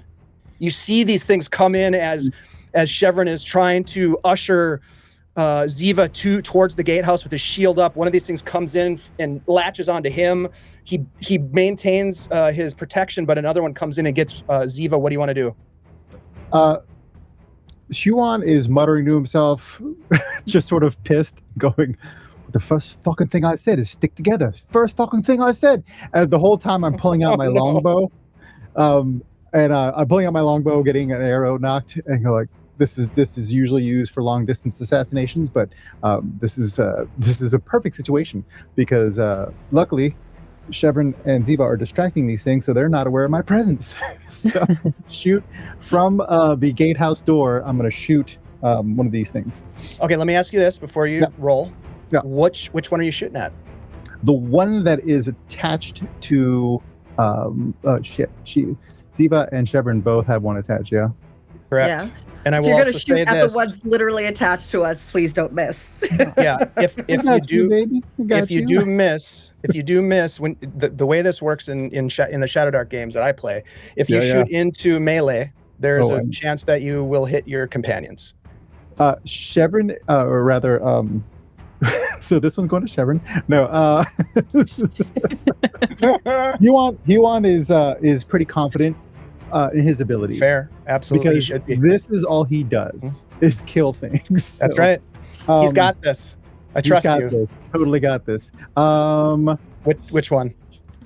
The one on Ziva, because I'm afraid that we need her healing, and Chevron he's hardier than her, so He's dispensable. he's All right, take a shot at Ziva. I mean the bat, the creature on Ziva. Sweet. You That is a 15. That just barely hits. Sweet. Sweet. Go ahead and roll some damage. Told ya. Nicely done. Right. And longbow does. We've had many a party member killed from firing ranged weapons into melee. So that's why I had to warn you. Because you were playing with Anne. Well, it's happened many times in our Shadowdark games. Yeah, okay. Quite often, actually. All right. That's a D8. I'm looking at you, Scottish Jeff. And I was assuming, but I'll confirm with you, this counts as an unaware attack, yeah? They don't know that this attack is coming. Sure. Okay. It's too busy chowing down. Busy sucking your blood. That is 13 points. Oh, yeah, it's totally dead. You pin it, and it goes motionless. It's still got its long proboscis stuck into Ziva, but it's no longer pulsing. All right, so that's it's your just turn. Hanging there, Totally attached to Ziva by its... With a black arrow sticking out of it. Yep. Disgusting. It's heavy. That's worse. It's heavy. All right, that's Huon's turn. You're welcome. Do you want to shout? You shout. You're welcome. All right, Florence, it's your turn. Oh fuck. Okay, I'm gonna. Okay, I'm gonna cast. Are there any that are already damaged? It'd be hard to tell. Okay. Yeah, why not? The one on Chevron. I'm gonna attack the one on Chevron. I'm gonna cast Eye Bite upon it. All right, what does that look like, and how do you cast it? Yeah, she takes a handful of black salt from her component pouch. It's salt mixed with ash from her fire at home, so far from here, and she puts it in her mouth and she swishes it around and spits it back out and hurls it at this thing, and it just streaks toward it. Okay, that's cool. Go ahead and give us a roll. It's a tier 1, so 11 is your target. Okay. Ooh, it's a 3. Oh no! You hurl this sort of pasty ash ball, and it just flies into the. I don't have one more luck point, do I? I think you do. I don't think so. Do I I? think you used Can I them. give one? Can I give her one I've now? used Because I've two. got a pile of them here. Well, you would have started with one, and then we got 2 during the stream, didn't Correct. Yep, we got 2 during the stream. Could I use a luck point? Do you have one? If we started with one, I'm we've asking used you two. guys to track those, so that's your Yeah. call. Or there's one left. Yeah. Because you always start with All right, one go ahead. that Go ahead. replenishes, and then you were gifted 2 by a stream. Yes. Okay. Thank you very Thought much. I was You had out. 3 chat for total. that. Thank you, stream. This game. Yeah, thanks for a lot. reminding us. That was Fosco and Scottish Jeff. So thank you guys for that. Thank you guys. And also Scottish Jeff and Scottish Jeff. Please, and Scottish please do keep track of your luck, you guys, Yes. diligently, Sweet. please. That is a hit. That was an 18. Okay, all right. So you hurl this ball of ash and roll a d4 for the damage. Oh yeah, I didn't expect it to work. I forgot about damage. I was just trying to shenanigan in there. I was just trying to do gross witch stuff. That's three points You of achieved damage. it. 3 points? Okay. Success on all fronts. Yep. All right. Yeah. This thing shudders and writhes on Chevron's back, but continues to pulse and suck blood from his body. Don't worry, you guys. It can't see me until the can't end see of you. the next turn. So Don't you got worry. that going for you. Okay, so that is your turn, Florence. Ziva, it's your turn. You have this thing sort of hanging heavily from the back of your neck, and Chevron's holding a shield above you as their creatures are attacking from all directions right now, swarming above you and on you, as it were. I am gonna try to pull this thing out of my neck. That seems prudent. Can I pull it out of my neck and cast a spell? That would be your action, one or the other. Okay. How much damage did you take, Chevron? So 3. far? 3. Oh. We'll hold off and we'll cure you next round. Yeah. Yeah. Okay. So yeah, I'll try to pull this thing out of my neck. Give me a strength check. No. With advantage. DC is good. 9. That's an easy check. That's a little better. Yep. Again, physical stats are not Ziva's. Honestly, no stats are strength. She's got wisdom, and that's about it. Yeah. So that's good. That's gonna be a 5. So that's not gonna cut it. You start tucking on this, and you're unable to pull it out, but it's painful. Even when you're pulling on it, you can feel how deep. I mean, it's like the proboscis that's embedded in you, and you can see it on the beaks of these creatures that are swarming you. It's a good 1.5 feet long. Like, it is pierced into you. Anyway, so you try to pull it out, you can't, but you keep running. I'm assuming you're running towards the gatehouse. I'm also, taking my movement to keep moving towards the gatehouse. All right, and that brings us back to the top of the order with Chevron. Chevron, what are you doing? This thing is pulsing on you, sucking. Ziva is running with you towards the gatehouse. What do you want to do? So Ziva's broken away from me? No, she's right there with you. Okay. Unless you stop running. No, I'm moving to the gatehouse. How far away are we now? You can make it to the gatehouse this round. Okay, then I'm and pull that friggin' thing off me. Yeah, you can move and take an action. Yep. It'll take a strength check. DC 9. Is that with grit because of my grit? It can be if you would like me to roll an opposing check, because it only applies for an opposing check. Oh, okay. No, I'll just go for since it's a standard dealio. Mm-hmm. Okay. Oh, 9 on the die. I'm sure I've got a modifier. I'm sure you 12. do. Yeah, you pull this thing out, and as you do, you just as you pull it out. Wait, hold on. Let me just clarify one thing. You have a shield, a mace. I'm assuming you dropped the torch. I wasn't carrying the torch. He didn't have one. No, all right. I took the torch from him when we started walking. All right, perfect. So Good. So case in point, you've got a shield and a mace. How are you doing this? Which hand are you using? I'm not dropping my shit. Your shield hand should be free. Or you could be able to, without losing your shield. I was thinking so, yeah. If it's on your armband? Yeah, that makes sense. If possible, I'm grabbing it with my shield hand. Okay. Sure. If that works. Okay. Yeah.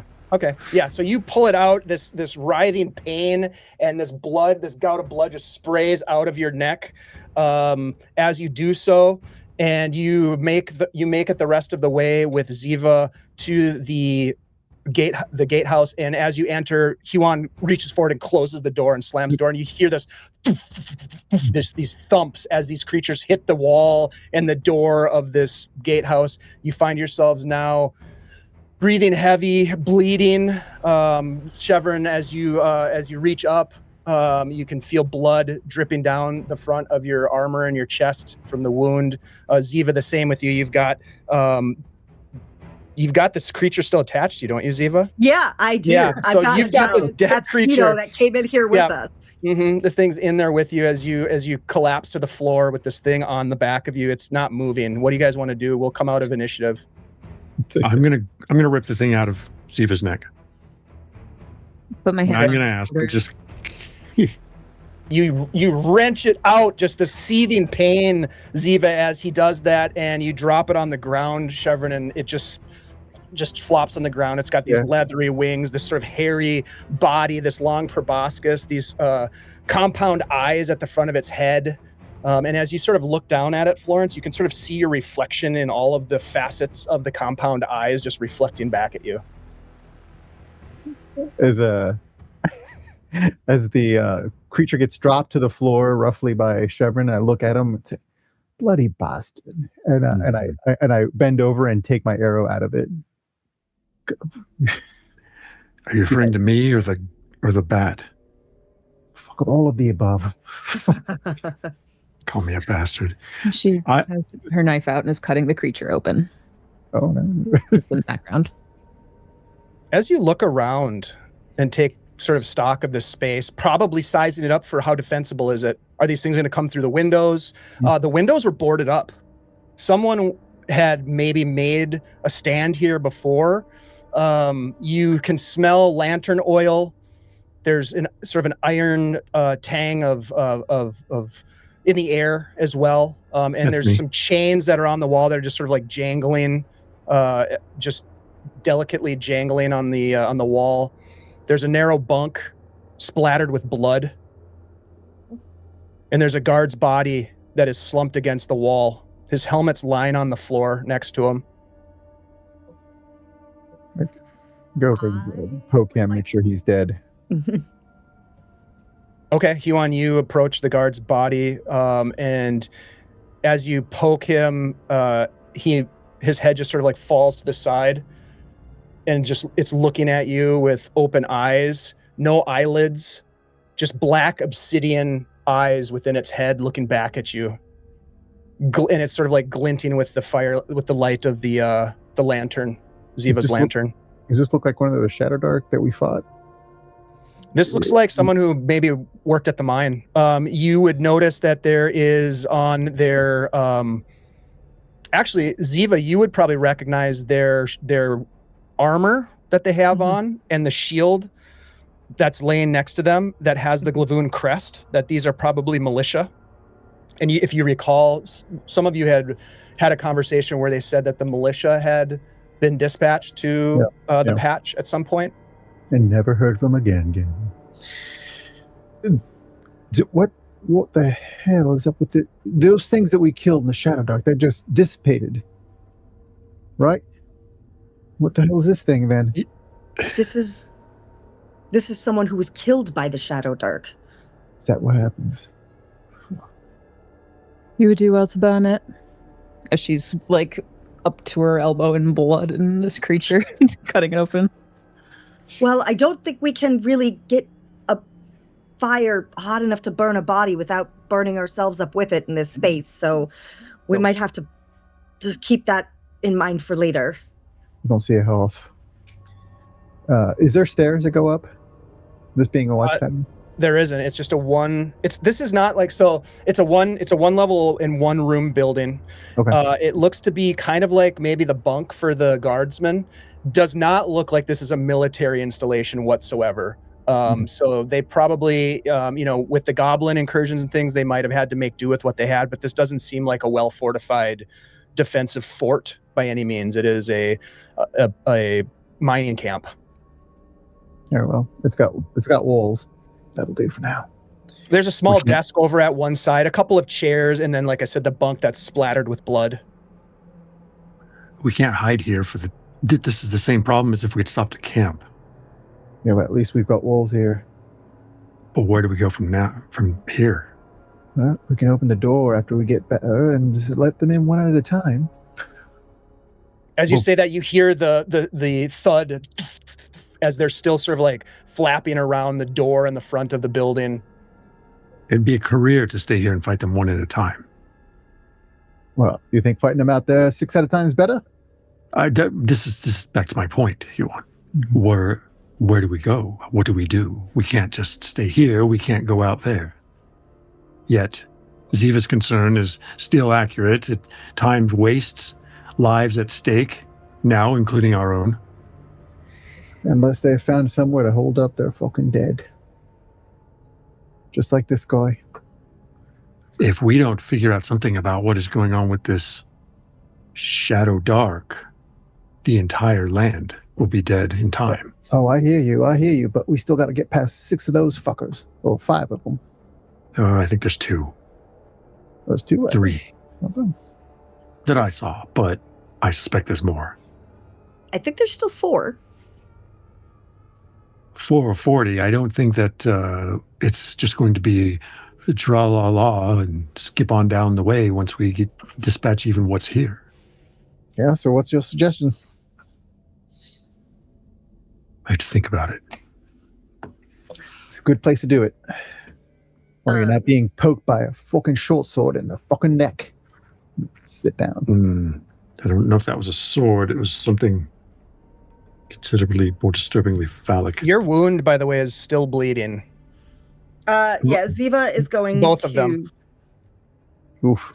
Ziva's going to try to cast Cure Wounds on Chevron. Okay. I also want to give you one of my luck tokens because I have a lot of them and you're being very helpful and you're out of them. Me? No, I'm not. Okay, never mind. Florence is Florence, Florence, you're out of luck? Yeah. You Out can of have one of luck. my luck tokens. Hey, thank you. But yeah, I should still have a couple. So, okay, I'm going to try to cast Cure Wounds. Huon, how are you doing on luck? I think I've got one left. Okay. All right, so that is Go ahead going and give us to... a roll. Yeah, that's going to be a success because that was a dirty 20. All right. Hey. Nice. And then let me... So 2d6. Wow. Yeah. Dave, did I take any damage since the initial? No. Okay. You took the initial damage. You heal for 8, so you heal for 3. You're back at full health. Thank you. You're welcome. You channel your magical energy into Chevron's wound and you watch as it seals shut. The stain of Okay. the blood still upon his skin and his armor, but at least for now you've staved off death. Okay. You And still I have will your own wound try to to address. heal myself now. Otherwise, you could use, I don't know if you guys have any sort of ways to bandage or use other mundane means of stopping bleeding and that sort of thing, but do what you would like. Well, I'm going to try to heal myself because I lost 4 health points. You took and that was a big one. That's a considerable amount for Ziva. Absolutely. Just pointing out that there are other things you can do to at least stop the damage from becoming worse. Okay, so that's another success. And yeah, that will also heal her up to full health.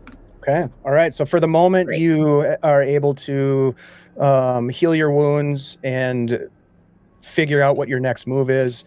Huon, as you sort of take stock of the room, perhaps walking about, looking at the desk, for example, examining the soldier. There's a short sword and a small shield, as I mentioned, that has the Glavoun crest upon it. He's wearing leather armor, similarly, but soaked in blood. His helmet lays on the ground next to him. On the table, there is a lantern. That's a good thing. And in a small lidless box next to the desk, there are 2 flasks of oil. Yeah. Also very good. There's also a journal that is open to a page and written with smeared ink that's nearly illegible. Over and over again, keep the gate, keep the gate, keep the gate, keep the gate, keep the gate, keep the gate, and then it just sort of like trails off into gibberish that's illegible. Can I look at what was written before that page? Yeah, you can, and it's very mundane stuff. There's not really anything of interest. Perhaps documentation of the arrival of the militia. Okay. A few days earlier. You can page backwards, and you can see that there was a strike. The workers were refusing to enter into the mine. Some of the miners were punished quite severely. There's not a lot of detail about that, but there's a bunch of names that are written down. They were marched in chains back to Brunmiil for further punishment, and there might be a couple of mentions with dates, probably within the last couple of weeks, of small skirmishes with goblins. Okay. So it says it marched people back to town. We didn't hear about that happening, did we? You might have heard about the strike, I think, from somebody in the crowd. We did? Okay. Mm-hmm. So it's not like those miners disappeared, or do we think that they disappeared and were possibly taken into Shadowdark? Unclear, you don't know. It looks like they were marched back to Brunmiil for, punishment of some sort. You would remember too that Durnek was being put to death for inciting a strike. So it's presumably but he was the only one. I don't remember us hearing about anybody else that was brought back and punished. So I was just checking. So this would be a revelation then that there were others involved in that strike. Okay. And Durnek's name is among the names. Okay. No. Can we tell from the journal how long it's been since this place has been overrun by the Shadowdark? It has been, let's see. You have enough time here. I'm assuming that you're spending some time in this place. Again, there is no ambient light, even in here. You are fully embedded in the Shadowdark. So the more time you wait and spend, even though you have found 2 flasks of oil, which buys you 2 additional hours of light, I would say the clock is ticking to some extent. Yep, but yes, you go through the journal, you can see that there are some indications of the darkness descending about a fortnight prior to now, which lines up with what you had heard from Durnek when you went to the prison and had a conversation with him. Yep. Mm-hmm. The last arrival of workers was 4 days ago, and that aligns with what you had heard from Katrina about Zavros being deployed. Okay. Yeah. Everybody feeling better? Depends. How far am I getting with this creature? What are you trying to do with the creature? She's trying to open it up and see if it has anatomy. Oh yeah. And if so, anything she can use. It is a physical creature. It is flesh and blood. It is disgusting. You open it up, and what are you cutting it open, or just tearing it with your hands, or what are you doing? Yeah, she has a dagger. Okay. Using as you cut it open, you nick the stomach of this creature, and blood just sort of pools up on the ground around you. You get the sense these things obviously feed on blood. It looks insectoid by all accounts, but it also has like a fur line, sort of like a furred body. But it does have, anatomy of a gruesome creature from the depths of hell. She's picking pieces of it and adding them to her component pouch, just to the background of all of this. I'm going to cut off the proboscis. That's about 18 inches worth of sharpness that could maybe potentially serve as a backup weapon. So. It's serrated, right? Yeah, it's like jagged. Yeah. It's brutal. Yeah. Sharp. And that thing was in my neck. Yeah. I hold it up for Ziba. Keepsake. I'll keep it for you. Yeah, very, very kind of you to offer, but I I don't think I require a physical reminder of that experience. I think you're going to have one for a while. So, Do we say those things are still attacking the door? You listen after a time, this conversation, going through the journal, doing the necropsy on this creature, and you realize that you don't hear any activity outside the door like you were before. It's silent, deadly silent. What would you like to do? I would like to look for a map of the compound. Okay. Give me a D6 roll. Dun, dun, dun, dun, dun, dun, dun, dun. 4. Okay. You look around. There is no map per se, just the journal. There are no other documents or anything like that here. So you don't find, in this place, you do not find a map, but it's a good idea. Ziva, do you know if there are other buildings nearby that we could move to, sort of skirt through the compound? Would there be other buildings, or would it be more of like a tent shanty town when the workers come up here? From Ziva's recollection as a child, which could be outdated, to be fair. Mm-hmm. It's likely that there would be other buildings. None of you are minors. Does anybody have any backgrounds that might be helpful in this regard from anybody? We have a soldier, we have a criminal, we have a archivist, and then we have Florence. We have Florence. Good vibes. I can ask the frog which way.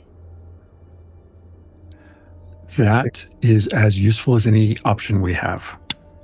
So, I'll take it. I will place tea light in this growing pool of blood that's kind of pooling on the floor. And I will cast augury and ask him I'm trying to figure out how to phrase this. So if the spell so if the course of action is good, it leads to weal. If it's bad, it leads to woe. Mm-hmm. Do we have any cardinal directions that we want to inquire about first? Any cardinal directions we feel good about? Whatever direction was leading us to camp in the first place. Which would be east. So east. Will we find the people trapped if we move east? Will we find them dead or alive if we continue if we stay the path? And she'll watch to see if T-Light jumps east or if T-Light chooses to jump in a different direction. Okay, let's go ahead and get a roll, please. This is a tier 2 spell, witchcraft spell, so 12 is your target. And I have advantage. That is an 18. Okay, very nice. T-Light just sort of stares at you with these big blinking eyes. And then takes one big hop to the east and another hop and hits the door and just sort of stops at the door. You did your best, dear. Come back. I watch Florence do this and I go and I'm watching wide-eyed after my suggestion, and then I kind of fan over at Ziva and say, Ziva, we should pray. Yep, sounds good. We will start praying and asking for guidance as well. Meanwhile, Huon is bent over. He's got the House Glavoun shield in his hand, and he's dipping his fingers into the blood that spilled from this creature and is writing in Goblin on the shield with a little arrow pointing to the house heraldry. These guys suck. In Okay. Goblin, just on the off chance Sure. we're being followed and somebody reads that. Sure. Okay. So 2 quick questions. First, Chevron, give me if you wouldn't mind, please give me, this is a request, but please give me an intelligence check. This will be a normal check, 12. And then Ziva, is there something specific in terms of the prayer that you and Chevron engage in that you would like to say or do, or is there an intent to it that you'd like to explain? Chevron, what did you roll? 18. Okay, so that's a success. You would guess, based on just your instinct, that there are likely to be other buildings in this camp. This is a significant mining operation in the realm of Har. Okay. And so your guess is that, given the number of workers that would need to be stationed here, the fact that it's, a 6-hour journey from Brunmiil, that there would be a barracks on site, which means there's probably a cookhouse, which means there's probably some sort of administration building. You don't know a lot about the smelting process, but they go through a lot of materials to process iron ore, limestone. There's furnaces that need to be heated. So there's timber that's needed. So there is likely to be an entire complex behind this gatehouse. Like managing an army. Yeah, I mean, yeah, this is my association. Yeah, exactly. Yep. So Ziva, just that question posed to you then. Yeah. Nothing specific. She wouldn't tell Chevron at this time, but obviously when she prayed for guidance to figure out where they were going to start their journey before, she didn't actually get direction from Morvenir so much as she just made the call that they were going to Brunmiil because she knew her brother and his family was there. So, but she's not going to tell that actually I have no expectation that the gods are going to give me any sign. So she'll just pray to Morvenir and ask for his help and intervention, but even with believing that, the gods are still out there, she's not actually expecting a recognizable response at this time. It would be more of just maybe they'll get lucky in some respect, and that will be the gods intervening, actually. So, okay. Meanwhile, I've got my. Oh, 1 second. Go ahead, Ziva, and give me a wisdom check with disadvantage. Your target is a 12. It's a normal check for you. Chevron, go ahead. Meanwhile, I've got my morning star down. I have my head bowed, and I'm praying to Korghast, and I'm saying, Lord Korghast, forgive me for my unrighteous behaviors in the city with which I had to attempt to accomplish things, and watch over me, please protect me, and help me to be a brave and a noble knight within your guidance, and lead us to the victory in your name. And I'm sincere. Ziva. Unfortunately, that's a 7. Okay. Chevron, in this moment of prayer to the gods of law, you stand resolute in your faith to Korghast. The sincerity is a strike contrast to the prayer that you are hearing and the vibe that you're getting from Ziva as she kneels alongside you, doing her best to call for the protection of Morvenir. And it's subtle, but you pick up on it in this moment. And I think as the 4 of you find yourselves, for the moment, safe within this space,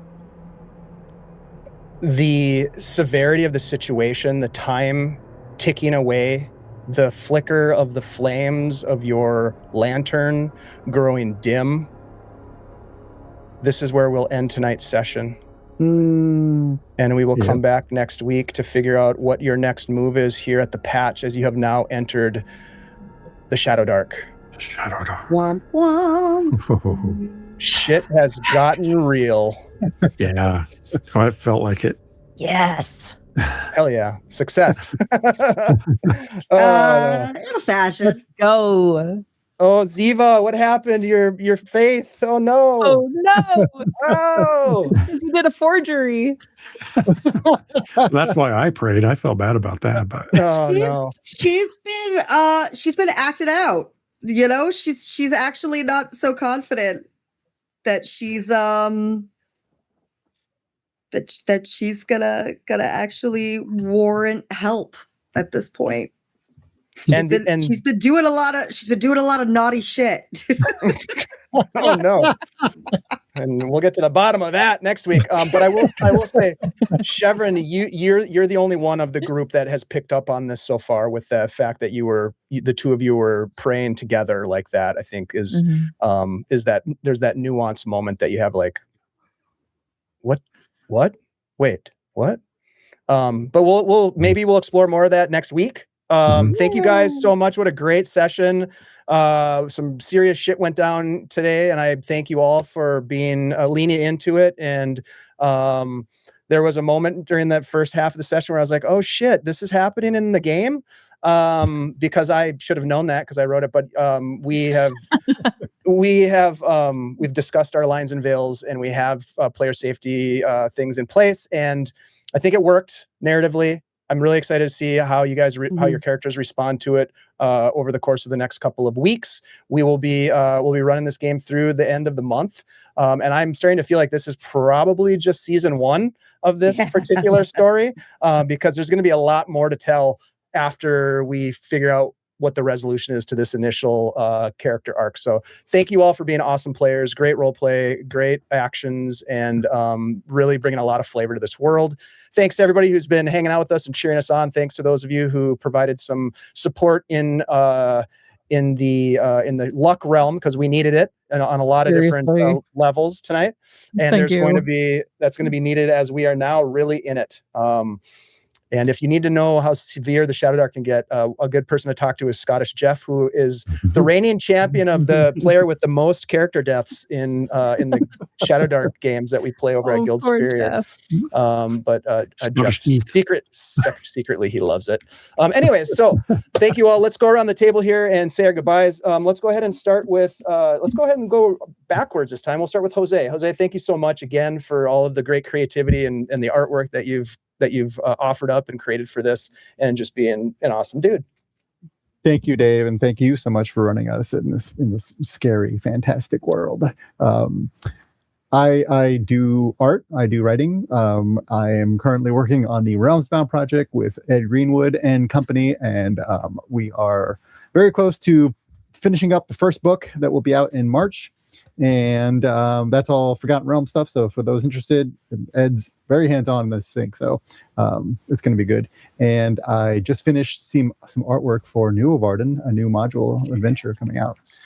So that's going to be awesome.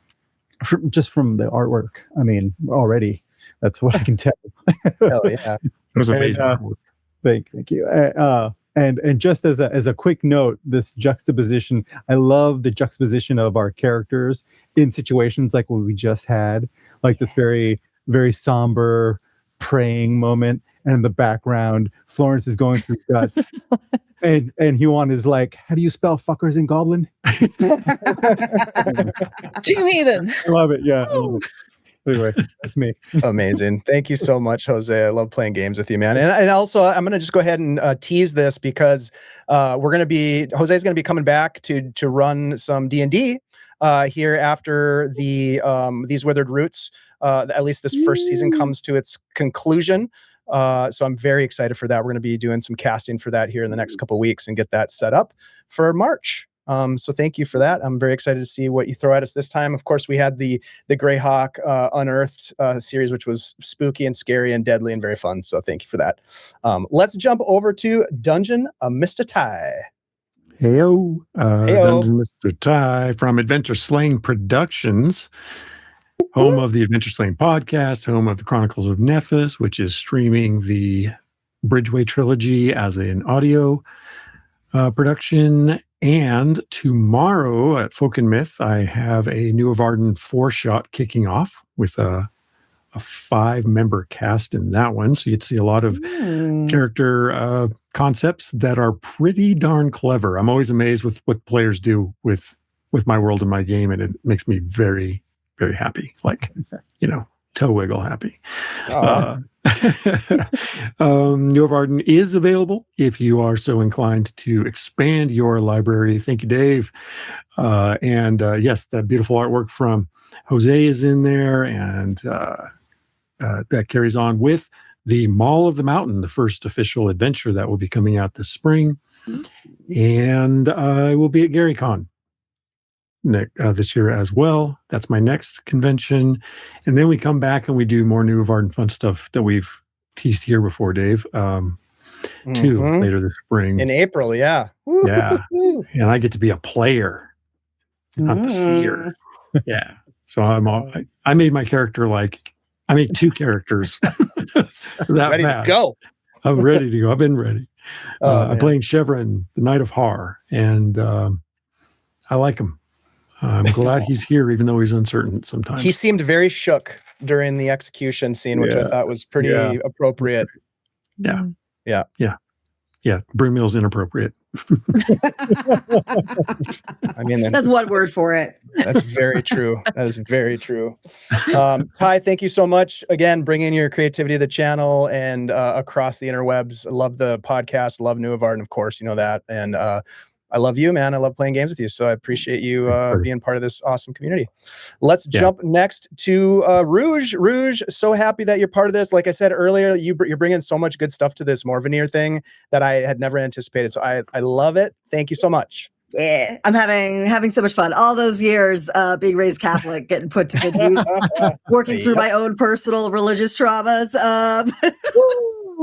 But so I Rouge, I have been Ziva Jaril, our resident priest of Morvenir, the god of death. And when I'm not here, I don't do anything, but I used to do things. And you can find the adult comedy a cappella band I used to be part of, the Misbehaved Maidens. Our music is still available online. We've just stopped performing. And then also, I've also been in other games here at Guild Superior in the past, a couple other times. And then I've also played over on Live from the Apocalypse for the most part. And well, like I said, not currently in anything, but you can go check out the backlog to find other times I've been in games and done stuff. So, yeah. Hell yeah. So glad that you're here. And also, I'm gonna go ahead and just say this. Rouge is going to be in my birthday game. So I'm very, very excited about that. We're going to have some fun on Thursday, March 5th. Ty is going to be running it, as is our tradition here now at Guild Superior. Is this going to be the 4th? I think this is going to be the 4th year we've done it. We'll be playing Morkborg, which is always ridiculous. And so looking forward to collecting body parts as trophies. Yes, more. I know you love that game. I can't wait. But I'm very excited that you're going to be part of that. And Ty, thank you again for also running that, being part of a very fun tradition. So I appreciate you. Yeah, very fun. Yeah. Last but not least, Grace, you are the best witch ever. Thanks. Love it. Love your witchy ways. I've never been a witch before. I don't know if I ever want to not be a witch again. You're killing it. Thank you. Hey, I've been Florence, the Hornwood Witch. Very happy to be back in the Shadowdark, back home, so to speak. Back the adventure spell book. If you like castles and crusades and really cool spells, there's going to be a total of over 1,000 spells in that book. 210 of them are runes, which, if you don't know anything about runes in castles and crusades, what you need to know is they're insane and you're going to love them. So check it out. And that's about all I got. This has been so much fun. I freaking love this cast. This is like one of my favorite games. I love this. Thanks for having me. This is a great session. Thank you for that. We're so glad to have you here. This cast is amazing. This game has been super fun, and it's really, really cool when you do a homebrew world to see other people like breathe life into it. It's so cool. I did put the link to the crowdfunding campaign for Castles and Crusades Adventure Spellbook Reforged in the chat. Go check it out. I know that they would appreciate your support in this effort. Go ahead, Ty. I do just want to say Grace is our guest on the podcast on Friday, talking Ooh, more about hell yeah. Very cool. Now you know the secret. Oh my gosh, so excited. That podcast is fantastic, by the way. You've had some great guests on that podcast. It's very fun to listen to, and I love the little banter that you and Tim have before each interview. It's really, really fun. Also, I love it because you bring up like the games that we've played together and stuff. So I was like, oh yeah, that thing. So it's very fun. It's cool. So go check it out. Everybody should go check it out. You two are great hosts. Thank you. Aren't they great?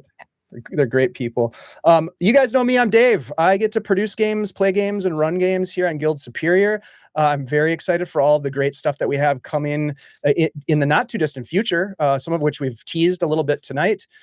We also have ongoing our Thursday night House of Eidolons campaign with Penborough and company, the Siren's Demise, which we'll be jumping back into on Thursday night. Please come by and check that out. If you want to see the previous episodes of that, this, or the other thing, because it's all archived on YouTube, you can go to YouTube. And we would love it if you would, what is it? Is it subscribe? Subscribe to our YouTube channel. We're trying to hit 1,000. I think we're at like 970 almost or something. So go over there and follow us or whatever it's called.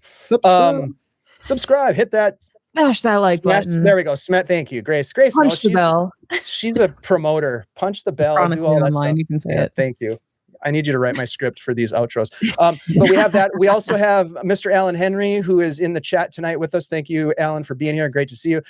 Jumping back into the role of Game Master for our Things from the Flood game, which will be back for episode 2 on Saturday at 5 p.m. Central. So definitely come and check that one out as well. Very fun cast. The New Zealand Guild Superior crew will be back in the house. Very fun people.